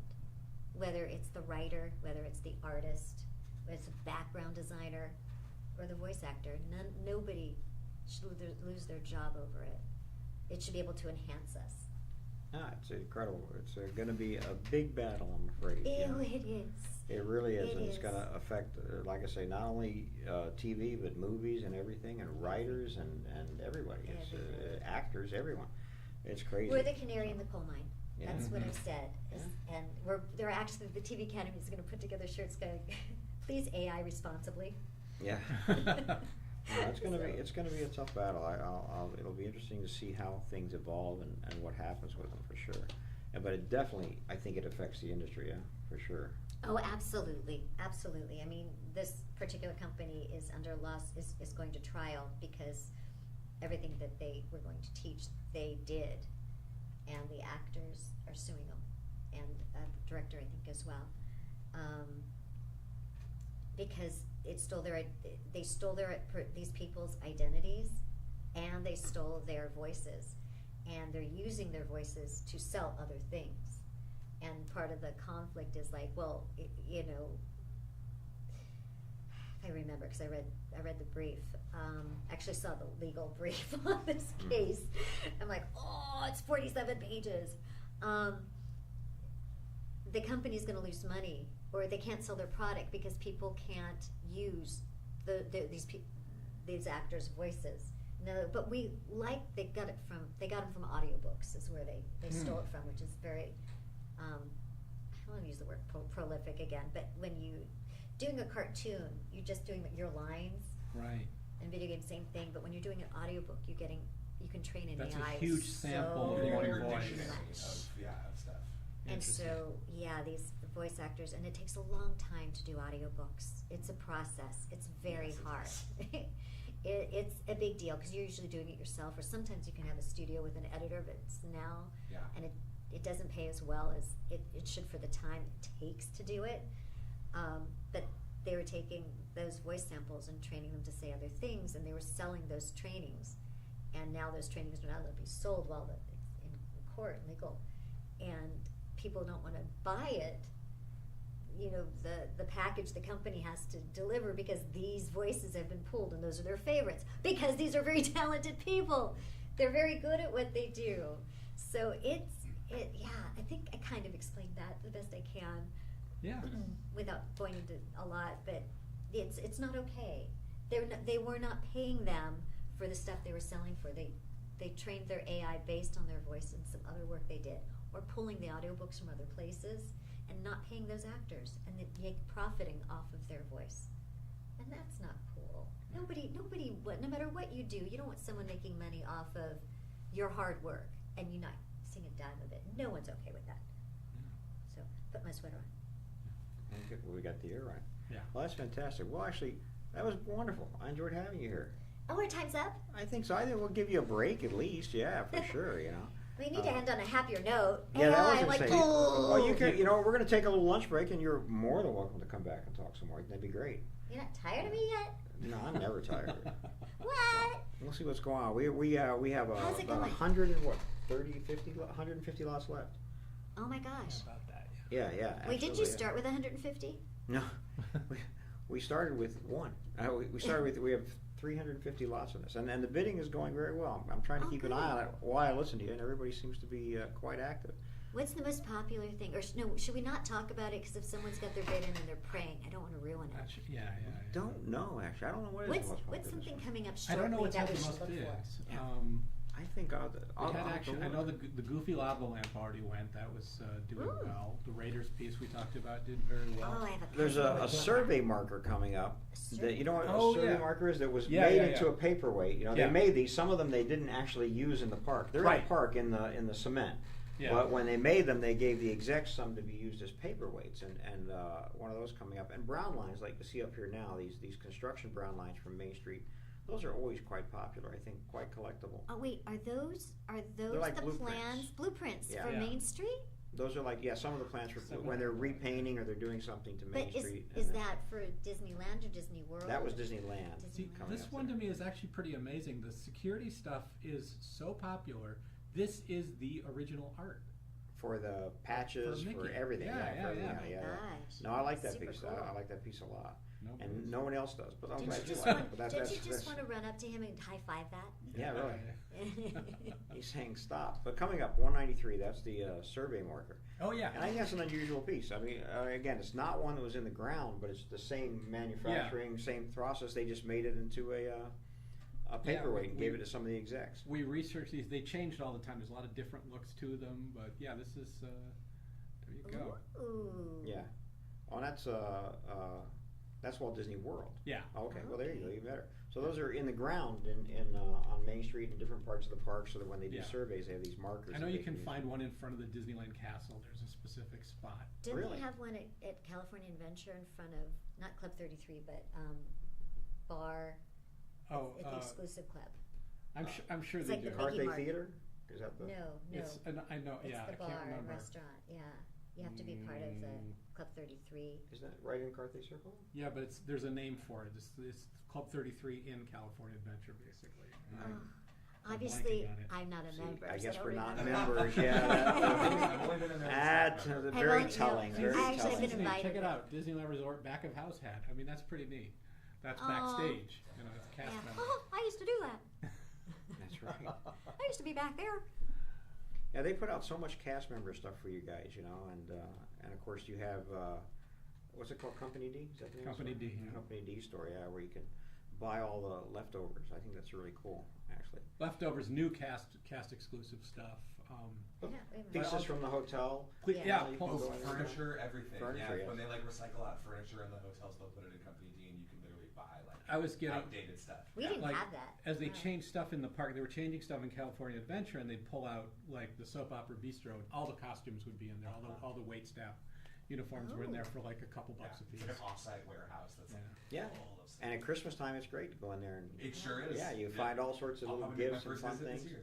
That would be, that's Do the you get best. 20% off? Oh yeah. Yeah. Yeah, and they're priced really well. Like I think I went there once in like a bed frame from the hotel, which in our auction sell for $1,000, right? You know, we're what, $25 or $50, Sure, you know? yeah. Because they want the cast members to be able to, you know, furnish Yeah. their houses and such. So I mean that's literally why they do those. I think that's They tend not to take work home with you, but at that Yeah. price. at that price you can't Might refuse as well, it. you can't Yeah, refuse I think it's. And you're not allowed to. Now you are. Yeah, It's like, exactly. wait, what? I So- got, The Price is I got Right. an antique medicine bottle that was pulled out of the Jungle Cruise or Indiana Jones queue line that I bought there for a few dollars. It's got a ton of Gorilla Glue on the bottom. Nice, You know? yeah. It was like- this was the set dressing they changed out. You know. So when you were in the park working, Uh-huh. did you have a favorite place to eat? Was there a cafeteria backstage you would go to, or did you were you able to like put on regular clothes and go out? or No. During the parades, because there was an afternoon parade and an evening parade, like Fantasy on Parade. The Electric Light Parade was at night. You had two at night, so you really couldn't do anything. You could sometimes go in the park. Because you have some downtime, yeah. Between the two parades, yeah. Right. Because those were, yeah. I think, yeah, I remember we would go into I would run around. I remember getting the sour balls. Yeah. Loved those for a while. My favorite cookie is which I couldn't do while I was in the park because we were never located. Although I did do shows at Country Bear Jamboree. We had the hoedown. But the Winnie the Pooh, yeah, there was a hoedown. Yeah. Oh, we just had a program for that, or schedule for that. In one, I think it might be one of the lots of this auction. You have, yeah, I got to see stuff from Country Bear. But by Winnie the Pooh, there was a candy shop in that corner, and they had chocolate chip cookies that are like the really thick ones that still taste like dough in the middle. Oh, my mouth is watering. Yeah, that was Those were it, huh? so good. Those are so good. That was it. See, I only asked that because I'm hungry, but the Yeah. I didn't know if Yeah, maybe wait. there was a Tuna fish. special Tuna place Yeah. to go. Yeah. Yeah. Ooh, was the chicken of the sea there when you were there? No, I heard about this. Yeah, the tuna. No. No, it was. I do remember it, but I don't think it was there when I was. You must have been looking. a very little girl then. I was always a little girl. Well, I never grew up taller than being little, just older little. No, I'm sorry I missed that. I would go Yeah, for a tuna fish sandwich at I would Disneyland like to right have now. seen so, that. Yeah, what a bummer. But, and we talked to Tony about that, and they were just going to move it Do originally. you have Tony Oliver here? Tony Baxter. Tony Baxter. Yeah. I thought you were talking about Tony and Selma. Well, one of your Tonys. Yeah, that's right. For a while, we pretty much only interviewed Tonys. That's right. I'm so happy you got off that. Yeah, it's something new for us. We're not used to it.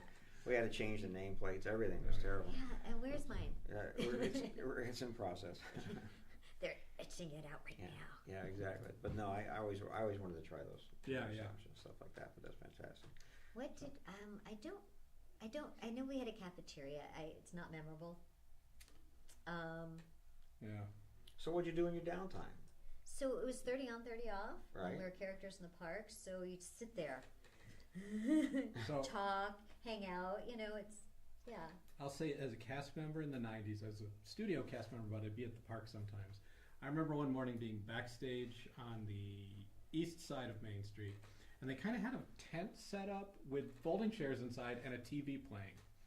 And Peter Pan was in there, no energy, just because he's off stage. So it's like, with the Geraldo Rivera show playing. Yeah. That was fun. And just because people, you have so much energy to be on stage, yes. that when they're in their 30 off, they're like just dead. Stick a fork in me. I feel like you have a turkey baster and the thing just went pop. Yeah. Right? You're just okay. No, it's got to be exhausting, but you have to keep the energy up quite a bit, especially when you're out there interacting and stuff. I think so. Yeah. That's pretty amazing. I don't remember the time spent off as much. I do remember sitting in the back with the 7 dwarfs with all of our heads off. I think I have pictures, which we're not supposed to have. Yeah, we're all sitting there, with our heads on the side, and we're dwarf outfits and everything. We have the bandanas, because although I went through a parade once, because there's like the halo ring that attaches to your head, and so you usually have a bandana because you don't want your hair getting in your eyes or whatever. So you have your bandana, and then you have the halo thing, and then that's attached to pegs to the head. And Dopey was great. Dopey had a very, very small head. The other dwarfs had this big thing that came down to your shoulders. And one time I was going down the parade route, and I'm starting to do this more because the little eyes, my headband kept sliding and was finally over my eyes, and I couldn't see. And I managed to get to the end of the parade. I fell because the railroad tracks, I couldn't see where I was going, and I fell on those, and everyone was just laughing as crazy, because Dopey just totally ate it. And I got up and I came around, and I was like, oh my God, I hope I didn't ruin anything, because I could not see. I literally was going through the parade route like this. And the lead, they're called leads, that was in charge of said, yeah, you look like you were drunk. What the hell was going on? And I'm like, because I was going through like this. The head was totally tilted up because I was trying to see out the bottom of, the eye holes. Right, you can't just reach in and fix it. Because we Hold on a minute, have everybody. the gloves that have the 3 fingers. Yeah. Use the 3 little fingers, like the opposite of Spock. Oh, and they're big, fat. Yeah, no, you can't do anything. But the lead is a guy who walks along the parade with you, just to make Yeah. sure and he's just watching you guys in case there's a problem or something? Yeah, never there when there is one. Yeah. Never. I had one of my fingers broken by a kid. It was, What? Oh, yeah. You learn tricks real quick, because Dopey, everyone else is doing the routine. I got to shake hands and be, all fun and everything. And I'm shaking hands, and this one little kid, give me your hand. It's got the 3 fingers like this. Right. Got these 2 fingers and started twisting, not my hand, the fingers, like doing this. Yeah. And twisting my fingers inside of here. And I was like, and so I grabbed his wrist, and I just started squeezing till he let go, just to get him to let go, because he was breaking my fingers. And the little shit started screaming at the top of his lungs, Dopey hurt me! Dopey hurt me! I'm like, I'm out! Yeah. I just took off. I was like catching up with it was awful. I'm like, where's my lead then? Yeah. So you're one of the characters that's running from one side of the street to the other side of the street, just like greeting everybody during the parade, right? And then you have to do the routine at the same time? Yeah, I still had the dance routine I had to follow. It seems like, observing, it seems like there's a little routine, and then you have a little 15 seconds of vamping with people or something, and then back to routine. Yeah. Yeah, it depends. I mean, in the electrical parade, Mickey and Minnie were on the big drum. Pinocchio, I was on a float. Dopey, the dwarfs were never on a float. Snow White would just walk, and she'd do the routine, and the dwarfs would all follow her, and I'd go the other way. It was part of the routine, but you wouldn't know that. Yeah. A lot of the characters were on floats, so we just would wave in character, blow kisses, whatever, do our routines on Do a little thing with each other. I still hear in my head dun dun dun dun dun dun dun dun dun dun dun. It's the worst music to be on hold at the studio too. It's still, I mean, it's been how many years? Oh, 422 at least. But still the most beloved parade of all time. The Electric Light Parade? Absolutely, absolutely. I think when we get collectibles from it, they're the most popular collectibles. I think everybody would love for it to come back. And then at Disney World, it was on the water. What I remember is it being on the water at Disney World, which was pretty impressive. And I was in the warehouse once over at Disney, and I saw they have all the floats still in the warehouse there. So maybe they'll bring it back. They do occasionally. Yeah, every so many years they got to bring it back. And what's the name of the music? It has a name. Title of the song. Oh, I don't remember. Write it in. If you know the name of the music for the Electric Light Parade, send it in now. We usually have someone watching that knows better than us. Yeah, why? I don't know that right now. It's got a specific name. There's too much trivia in all this. I know. I'm blanking on it completely. A cursory Google search is saying the Main Street Electrical Parade's underlying theme song is entitled Baroque Hoedown. That's it. Baroque Hoedown. That's actually it. I never would have got that. Yep. I was almost there. I was so close. I had Baroque, and I was. Did you? I was thinking. I said Hoedown earlier. If it ain't Baroque, I know. We're getting into the tickets. Yeah. Yeah, I'm broke. What? We're getting into the tickets. Oh yeah, these are you were asking about the e-tickets. Like there's that. the e-ticket. Yeah, the A's. Who wanted to go on an A-ticket ride? Like, was that Dumbo?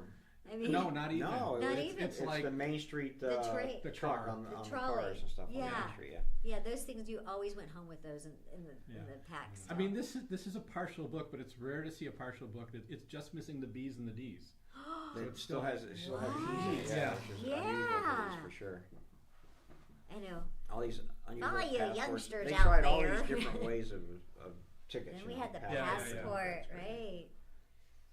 You youngins. This was the thing to have. Nobody remembers these at all anymore. Ooh, that's a whole pack. I don't even know what that is. It's a memo pad. It's not even a ticket book. It just looks like a ticket book. Whatever. I'm kidding. Yeah, whatever. Oh, now see, somebody just bought that, so don't say that. Woohoo! No, so seriously, it's super cool because that was legit the way you got to see Disneyland. You did not get to go on every ride multiple times, and there was no fast pass. You only had that number of tickets, and if your parents only bought you one booklet, at the time it was expensive even then, that was it. You used your ride.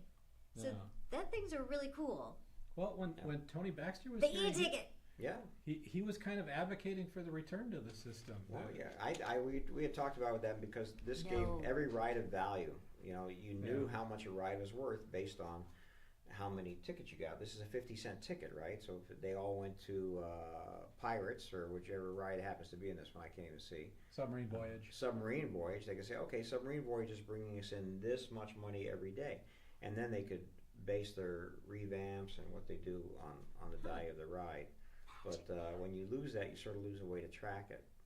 And at the same time, I think this would eliminate some of the lines because you only have so many e-tickets. That's what Tony was talking about. It's like now you go to the park, you want to go on the 5 e-ticket rides, and this would kind of at least slow you down, right? Yeah. As a parent, you go, well, you used your e-ticket. Sorry, let's go ride some D rides and some C rides. Oh, why? No. Yeah. As a kid, you're like, really? You're a straight e-ticket.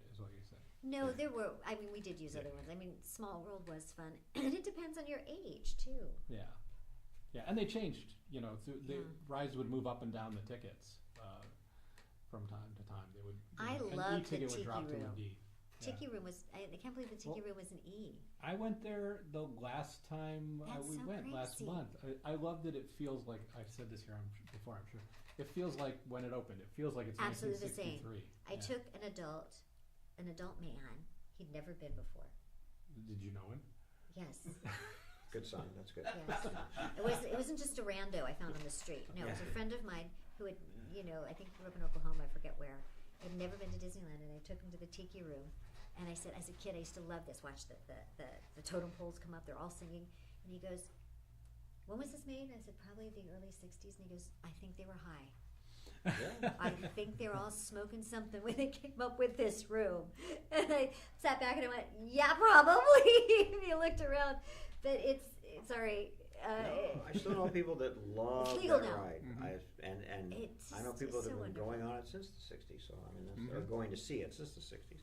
Yeah. I don't say you can go It was on before it. my time, but Yeah. It was just his take on it was just so funny. That was also the first air-conditioned area, I think. Yes. Yep. of Yes. Disneyland, so Oh that was a God, big getting deal. into tiki. And back then we didn't have global warming. It was just hot. Yeah, it was just hot. Yeah. We didn't know why it was hot. We didn't I don't know any- what it is about Disneyland. It's Anaheim. Anaheim is it's like not that far from the ocean. It's not surrounded by mountains like a valley. But I swear to you, that park is always hot. Yeah. And then cold at night, which is California. But yeah, it's and don't August. Oof. You know what the worst month is now? September. Really? Why? Yeah, just the way that our weather sort of trends now in California. Knowing this from personal experience, we had like crazy heat waves, 100-degree days for weeks and weeks and weeks, and so we all have like what are called heat levels or heat Yes. contingencies. So it starts at I think 80 degrees Yes. or 85, and then every Yes. 5 degrees you go up a level to a maximum of 3.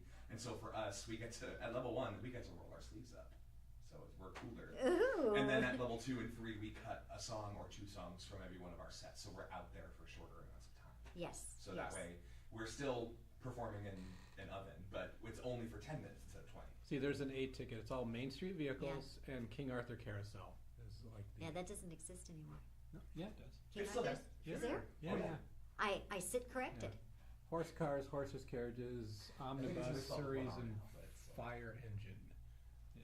That's funny. That could be a misprint. No, I no, don't it's remember. always with 2 R's. Oh, I Are should you go. sure? Oh, Is is there it? any questions? Yeah, it's King I thought it Arthur's was just Carousel one is R, always with 2 R's. It's too. one of the things we get right when we're writing the catalogs. Here's an 8 ticket where they got tired of listing all Yes. the vehicles, right? They just said, okay, Well- Main Street vehicles. Well, you know the fire engine might be down, and so you know somebody was saying, my ticket says we can ride on the fire engine. Yeah. So they just said Main Street vehicles. No, that's great. That's very, very funny. And King Arthur Carousel. No, that's those are tough tickets to use. You know, not like these cool e-tickets where we get all the great I stuff. hope I don't get I hope I don't get her in trouble for this. So I have a friend, Karen Sharp. Do you know who Karen Sharp is? But now everyone does. Love Songs on the Coast. Oh, yeah. That's Karen. She's been doing it forever. She just loved the tour I gave Oh, cool. about your gallery. Yeah, she But posted on Instagram. Oh, great. Yeah, I did a live tour. I'm going to do this. You guys have to see this. I want people to come see this gallery. It's just gorgeous. Yeah, tell her to come by. Yeah, but she would be a great person to have on your show. I mean, when your show. This is our show, everybody. Welcome to our show. This is our show, yeah. She'd be a great person to interview. She does interviews. I don't know. I think she might. And she's a huge fan of Disney. And I'm open to it, sure. Karen, if you are listening, I'll call you later. We'll talk. We have a little coffee talk. What is it? That's funny. Military intelligence. Oxymoron? Discuss. Yes, Rhode Island. It's neither a road nor an island. Discuss. Business ethics, jumbo shrimp, trained alligator. Oxymorons. Oxymorons. Yeah, discuss. What was the trained alligator? Trained alligator. What was the one before it? Jumbo shrimp. Jumbo Jumbo shrimp. shrimp. Yes. Yes, that I don't get that one. All right, let's take a break here, and then we'll Okay. come back for the end of the auction because it's going to run, and we'll take a little brief break, grab a snack, and we'll come right back. Okay.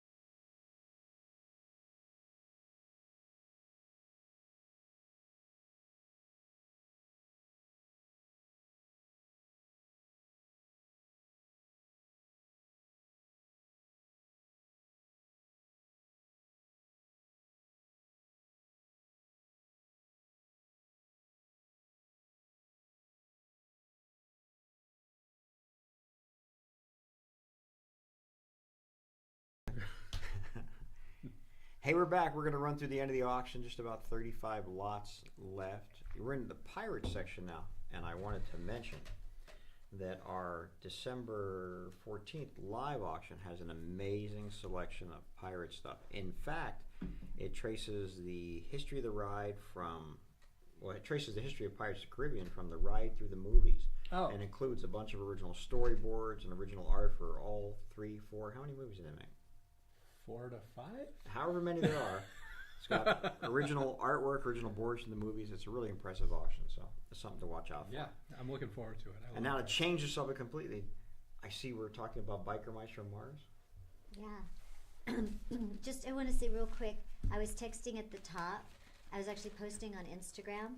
So if people are just listening and they're not watching the YouTube, I posted a link to we're actually on YouTube. You can watch us being goofy here in the gallery. No pun intended. Yeah. So you weren't tall enough to be goofy. Yeah. No, I was not tall enough to be being goofy. dopey. I was dopey. There you go. We're all being dopey. No, that still doesn't sound right. Yeah. Anyway, so if anybody knows Dina Sherman on Instagram, there's a link to the YouTube to watch this. And if you're already on YouTube watching us, go to Dina Sherman and follow me anyway. Sorry, shameless plugging. And one more thing, someone asked if we ever have any Duffy Bear items in auction. Yes, we do. Duffy? Yes, Duffy was part of an event, right? I know a different history of them. I know. Oh wait, no, the Tokyo Disneyland, is that where Duffy comes from? Yes, basically. That's right. So there was this Mickey Mouse teddy bear that was available at the parks, and he came in different colors and sizes. There's a little story about Mickey went on a sea voyage, and Minnie sent the teddy bear with Mickey so he wouldn't be lonely. Okay, so this became Duffy the bear. That was, I don't know if he originated at Tokyo or that's where he was most popular. He's always brown. He's always an exact size, and he was incredibly popular. And they'd make costumes for him and stuff. And have events, because we've had not only the bear, but we've had event signage for that for Duffy also. We have. We should have costumes for Halloween. Duffy bear costumes. Well, that's a good idea. Yeah. Actually, so yes. So in answer to that question, yes, we do get them. Usually they're in our catalog auctions, and I don't know if there's one this year yet, but that's where I would look to see. So there you go. Now back. Oh, okay. Biker mice.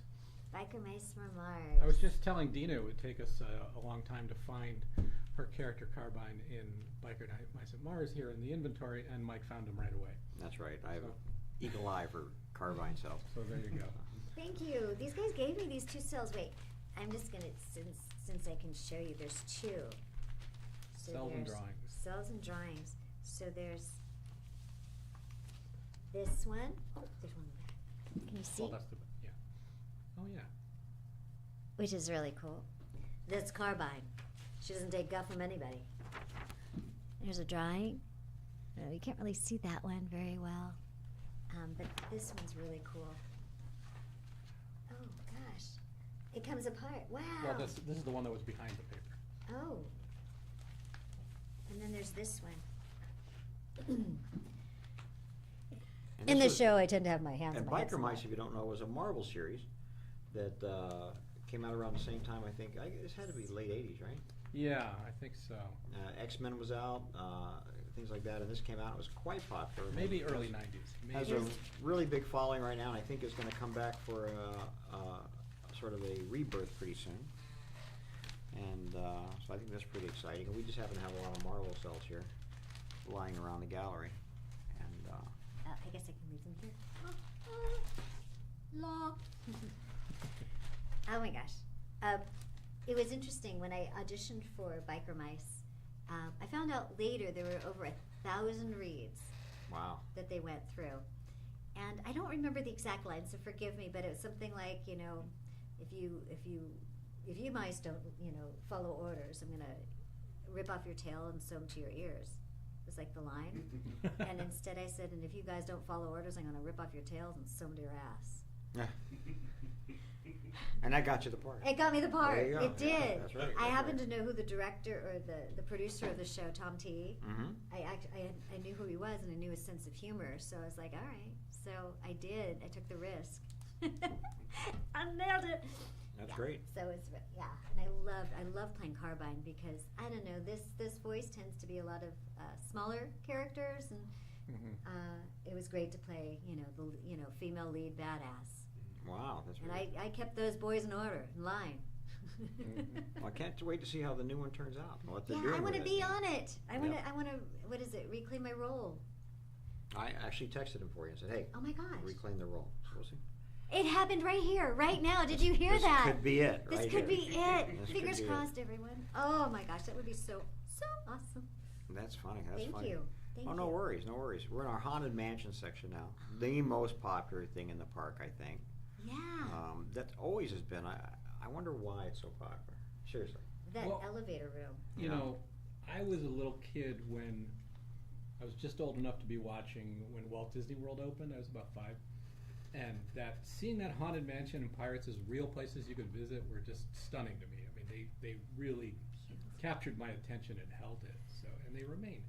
The only attraction I think that's approached them is Rise of the Resistance as an immersive experience. It's an immersive experience, right? I Yeah. guess so. I mean, But- I love them But too. they're their own. I'm sorry, they're their own Yeah. things. You know, the Pirates in Haunted Mansion.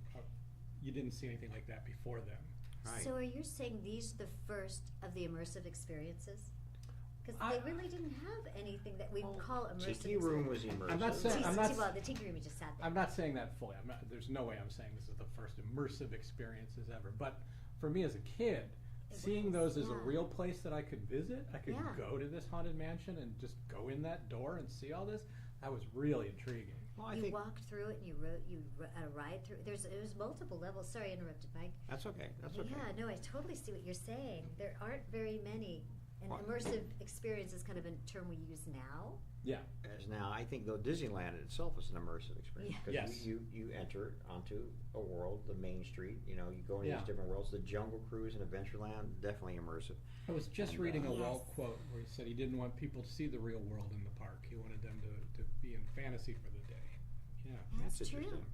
Yeah. What about the lines? You say I want people to be. He in said I lines. want people to be in lines and they're going to have a lightning pass that they'll pay through the nose. Oh, that's how he said. The nose. Yep. His vision, it's coming true finally. But He didn't say that. no, that's funny. No, but this has become like the mainstay of the park over everything. You know, for me, I think when I was a kid, Jungle Cruise was amazing. Yeah. You know, Pirates Yeah. was amazing. The backside of a waterfall. Yeah, the whole thing was great. You know, I think that's why I liked that ride. Actually, was the humor in it was just great. I liked the corny jokes and stuff. But it's amazing to see how popular this particular part of Disneyland has become, as can be seen in the bids that we get for the pins and the tarot cards and things like that. Very, Those very are popular. tarot cards. Yeah, They're pins, that's got it. they're pins of tarot cards. It's just and then of course they integrated Nightmare Before Christmas into the Haunted Mansion, and that's a whole nother part of it. No, it's amazing to see. I'm always fascinated by how popular this is, and I always talk to collectors who collect this stuff and ask them why. I mean, I think I know why, but I still like to ask and see how it goes. There's did we already pass the watch? There was a watch that was coming up. I think we passed it already. That's too bad. Oh, no, it's the next one. No, isn't it? I don't think that's the one I was thinking of. collectible Oh, thing? yeah, maybe it is. The watch in the mausoleum, yeah. Yeah, it's a really nice watch. Was Yeah, it this- Leota? I think. Is the Leota on the dial? You got me. I'll tell you in This is. 6 I think seconds. this piece is beautiful. These are huge pins, huge frame pins. Yeah. And they sell for a lot more than Pin that. collecting has It's a great stayed deal. very popular in the park. Yeah. There you go. Is that Look at Leota? that. Yeah, it's... It's purple. I believe that Leota is. It's like the face is like Leota. I could be mixing it up What's with another Leota? watch. Madame Leota's the. Oh, the person in the ball. Yeah, Yes. yeah. She's the Come lady in the back. wall. That's Little Leota. Oh, It's little Leota. She's the one that's giving the incantations at the Be crystal yeah. ball. The Yeah, crystal crystal ball. And why is she called Madame Leota? Yeah. Well, she is named after Imagineer Leota Toombs, There you go. who modeled her originally. Who? Yeah. Leota Toombs. It's a was person? An Imagineer, Walt Disney Imagineer, who was the model for her originally in the attraction. Wow. She was voiced by Eleanor Audley, better known as Cinderella's stepmother, That's right. among other roles. Oh my Yeah, gosh. a classic movie star from the days gone by. Yeah. But which is who Walt used for a lot of his voiceovers in those days, right? Yeah. Well, we were kind of speaking about this with Dina. You're talking about you worked with somebody, you'd work with them again. It's like if you've worked with somebody who you like working with and you have a new project, obviously you're going to think of them first. Yeah. You know? So that's, you know. It's all about a team effort. Yeah. And you want someone who's a team player and Yeah. can bring ideas. And if you can and it's trust. So yeah, if you like somebody you trust and you could show up and they make you laugh every day, of course you're gonna. Who wouldn't want to work with that? Yeah, no, that's great. That's great. And so, was this one of your favorite roles? Carbine? Carbine? Yeah, she was. That She was- was. I would. Oh my gosh. My biggest complaint, because those were also ensemble sessions, and I would be with Luke Perry, Ian Ziering, Jess Harnell, Rob Paulson. I'm just total fan of those guys. I mean, I just totally fangirl over them, and I'm in the room with them, and I would leave these 4-hour sessions, and my ribs would hurt. I had I laughed so hard. I was in pain when I laughed. It was my biggest complaint. It's like, oh my ribs, oh my god. You're always laughing because on mic, I can say on camera, on mic, you know, we do their lines or whatever, and they would do it retake or whatever. But between, you know, when things are being edited or whatever, there's times where you're just talking because the mics aren't on. They were so funny. They were so, oh my gosh, just the life they brought to the room. They're just so talented and really cool people. And then they would do their lines sometimes just funny. Of course, we had to do another take because it wasn't supposed to be funny, but we were like, leave it in. It was so good. So good. I think that series, which is, I think streaming, is a great series to watch. Is it? Yeah. Ooh, I have to find that because I'd love to see it. Yeah, absolutely is streaming. And I can't tell you where, but I just seen it recently because we were just talking with the people who bought the older one and LaSalle. yeah, and we'll see what happens with that. I'm anxious to see what goes on. Yeah, it is a great series. It's a lot of fun. It's adventures off planet, and you know, the mice are. It was interesting because in the 80s they were big. They had the characters were drawn, and I forgot the artist. It was my first Comic-Con was for the artist. The original artist, everything was like, you know, the Hulk, big, you know, not Hulk, Hulk Hogan. You know, big muscles, big brawny. And then in the 2000s, when we did the remake in 2000s, they slimmed them down so that they all looked like really stealth strength. They weren't this big hulking figures. The mice were more toned. Mm-hmm. You know, so it was a different. And this was the artist. Totally, please forgive me. Forgot his name. That they were honoring at Comic-Con because they had a whole different look. So it'll be interesting to see what is it? Impact?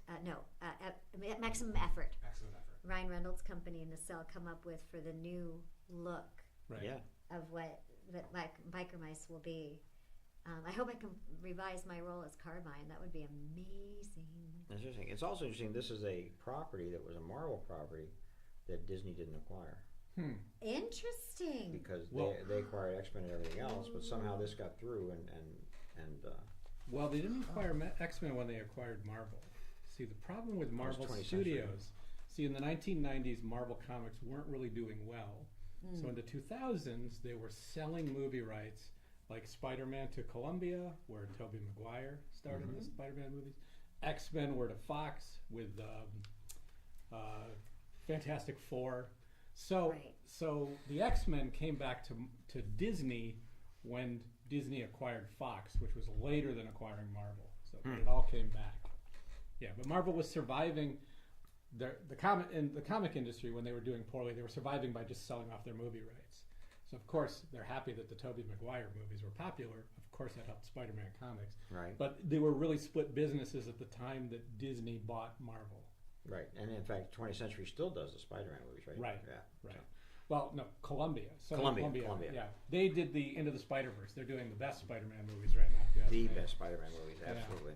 So, yeah. Phenomenal Spider-Man movies. So those are Yeah, the amazing. multiverse versions. Yeah. So I mean, the animation on those, so Yeah. groundbreaking. Yeah, that was amazing to see. Best in nerds on the planet are people in animation, I swear. These guys That's are a huge so trend good. in animation. It's so popular. We Yeah. see, and also, honestly, anime, where you've done all these voiceovers, is so popular in the United States. I'd say the last 15, 20 years has become just hugely popular. We get a lot of requests for that artwork, and there's just so many different titles and so many different characters. It's so hard to keep track of. It's much easier to stay in the Disney universe and things like that. But anime is extremely popular and has a huge collector base right now.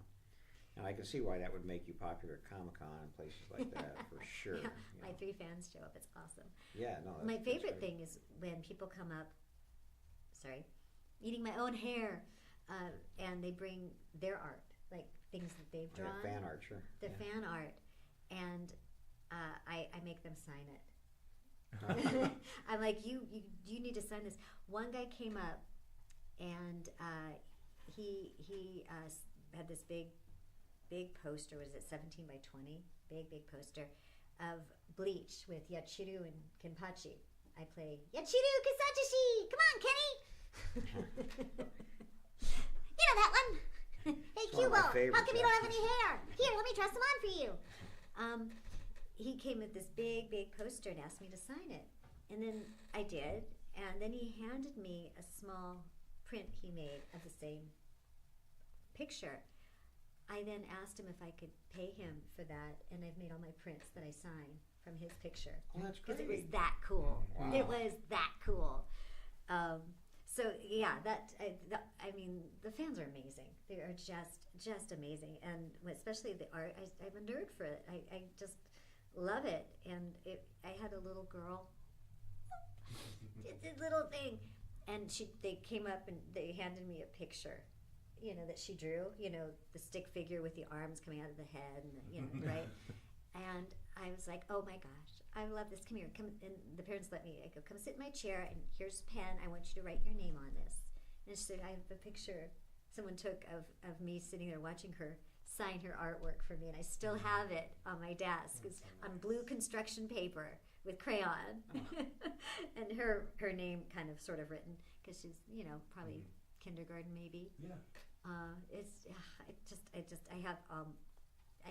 I've not gone to that many conventions where I have too much.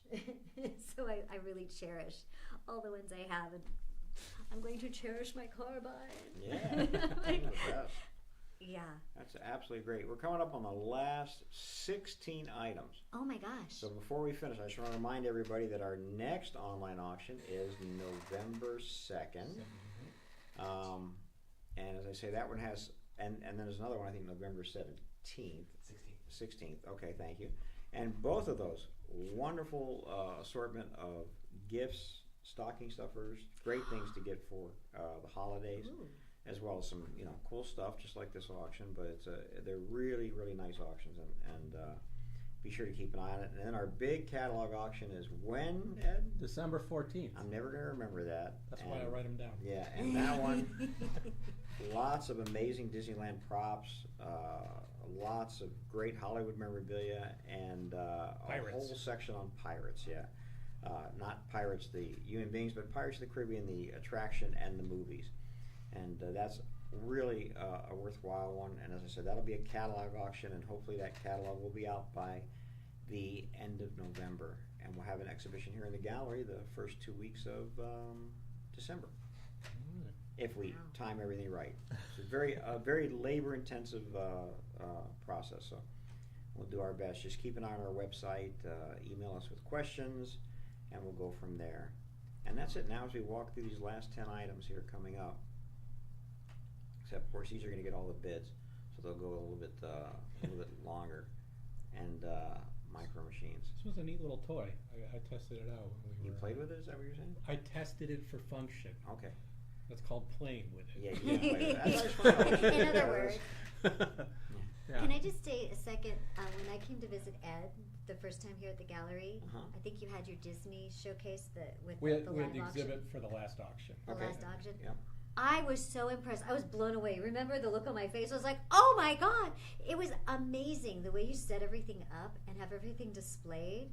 And all that. I remember he was like, we need to go. And I'm like, no. I was like looking at all the items. I mean, and there was like little things in the glass cases, and then the big. We had a vehicle there. There was a Space Mountain vehicle. Oh, the Disney Store displays. Yeah. Yeah. Oh, yeah. Disney Store Big characters. There's a mailbox, I think. The trash can. Trash The trash can. can. Yeah, trash can. I mean, and it just took me back to my days at Disneyland of all the things that were. You guys have some. We could have pretty dressed you cool up as Dopey stuff. and had you dancing through that stop whole it. area. That would have been perfect. Stop it. That would have been great. I would have loved it. Yeah. You know, I would have done it We too. have a lot of fun putting those together, and that's Yeah. part You of guys- that catalog you guys auction do is a the good exhibition. job. Yeah, they're a lot of fun. Really impressed. I've not been to, I've never done this before. To be honest, never say no. Try it. You could have fun. And I've never seen a showroom. I'm blown away. Yeah. And so okay, this is a little perk here. So I gotta plug you. So you guys are in Studio City, right? We are in Studio City. On Ventura Boulevard. Yes. I feel like I'm doing NPR on You're Saturday doing Night Live. Should we talk about the sweaty balls? Yes. Have you tried the sweaty balls? Yeah. They're so good. I'm loving the taste. They're really crunchy. No, the stuff here is great. It's good. And we're open Tuesdays through Saturdays, and we love to have people come in and see the stuff. And it's ever changing, different artwork, different stuff going up. Yeah, there's different things than when I was here last. Yeah, it'll always change. And the great thing about the staff here is that everybody here collects something. Everybody here is a fan and has their loves of what's in the gallery and things like that. And you can see that in them when you talk to them. And that's a great part of this. They're not just there to take your money. They're there to talk about their collections, and you can talk about your collections. Was I it think Gabe? that's a great part of it. Gabe. Gabe's the Yeah, gallery so- manager. Yeah. As I was driving over this morning, I thought, I could go on Instagram Live and I could do what it's like to walk through this gallery because it's so cool. And Gabe it was literally like spur of the moment. I walked in and he gave us, if you go on my Instagram, you'll see there's this live tour. If you want to see what this gallery looks like, because this is just the studio room and it's got cool little figurines and boxes back there, but it's just this whole area is so awesome. And he gave me a tour of everything and knew all this stuff and details.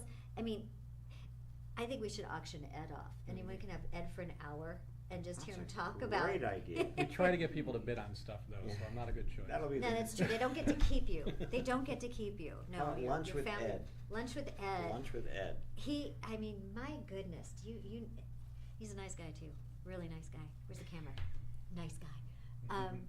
But And you're blushing. and he's Stop. turning He's red. blushing now. No, he's blushing. But Oh, you know he's so running much. away. Come back, Ed. Come back. Look at these.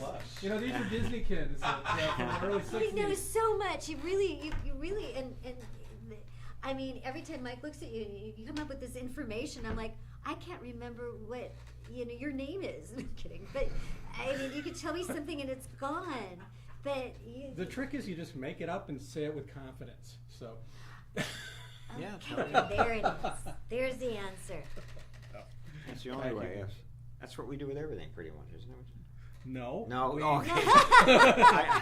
No, for legal purposes, we should say we carefully research and accurately report.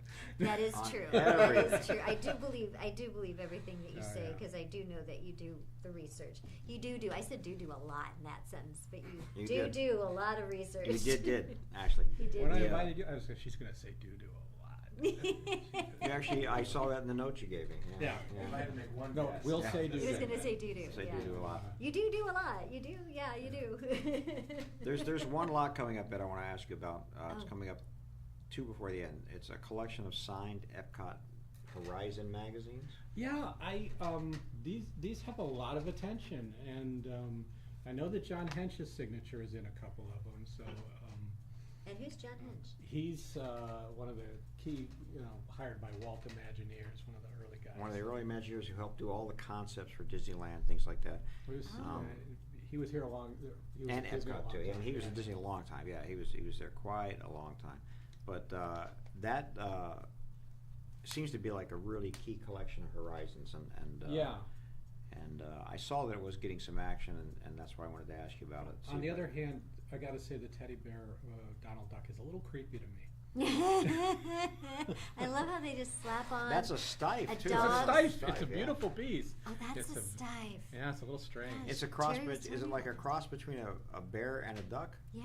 Or is it a duck bear? Is that what it is? It's not. Duck, It's, duck, bear. Yeah, it's not a costume he's wearing. It's he's a bear duck. Yeah. that's funny. And then, of course, the opening of Epcot. Do you know I was an attraction at Epcot? You were an entire attraction? I was an attraction at Epcot. This is the weirdest thing. Yes, I'm saying that. It came out of my mouth. There was a kiosk in Epcot. I don't know where it was. But it took your picture. Like before photo booths, Mm-hmm. this was something that took your picture that had like Goofy or some of the characters. So you stood there and it took your picture and then it would print out a picture of you with a character. And I was Imogene. And I was a little bird that would say, "All right, smile for the camera. Ready? 1, 2, 3, smile. Smile, smile, smile, Oh, that's great. So here we go. Yeah, Sorry. John Hench, Marty Sklar. Marty Sklar. Yeah. Yeah. Again, another one of the Dave big Burt. Imagineers. Yeah. No, these are great. Very, very, very, very cool. They're magazines. Yeah, Wow. from 1983. Yep. That's New Horizons. fantastic. Yeah. All right, we're coming to the end, guys. This is the second to the last lot. Again, thank you all for the bidding. Thanks for sticking with us through this. And Dina, thank you so much. Yeah. It's been a lot of fun. Sorry, I didn't mean to cut off Imogene the bird. I'm loving you're revealing these little details of things at the parks. That's like what we want to hear more about because we'll get something that says Imogene the bird, and we're like, what is this? Is this? And now we know. Disneyland? Is this? Yeah. Now we know it's Epcot. So Yep. Here's the last lot. So say This is thank it. you again. Dina, thank you so much. Oh my gosh, this has been a hoot and a half. We have 17 seconds. Unless somebody bids, then we have 20 seconds. Bid. Who's going to That's do right. it? Give us Come 20 on, more you want seconds. this? Come Come on, on. 20 more seconds. It's the Euro There it is. Disney booklet. you're in Disneyland, very early, 86. Oh my before gosh. opening. How Wow. many Disneylands are there? Too many to count. Really? There really are. Look at you're really counting on your fingers. That's it. Yeah. No, I'm just doing that. Oh. I'm All doing right, it with that's- confidence. That's actually the end right there. So I'm going to conclude Oh, the auction. wow. It goes back to the beginning of it. I'll stop it. So thank you guys again. We'll see you in 2 weeks. Thank you all. I feel like I want to have the Thanks, bell Dina. at the stock Thank you, market. Dina. Ding, ding, ding, ding. My pleasure. All right. Bye.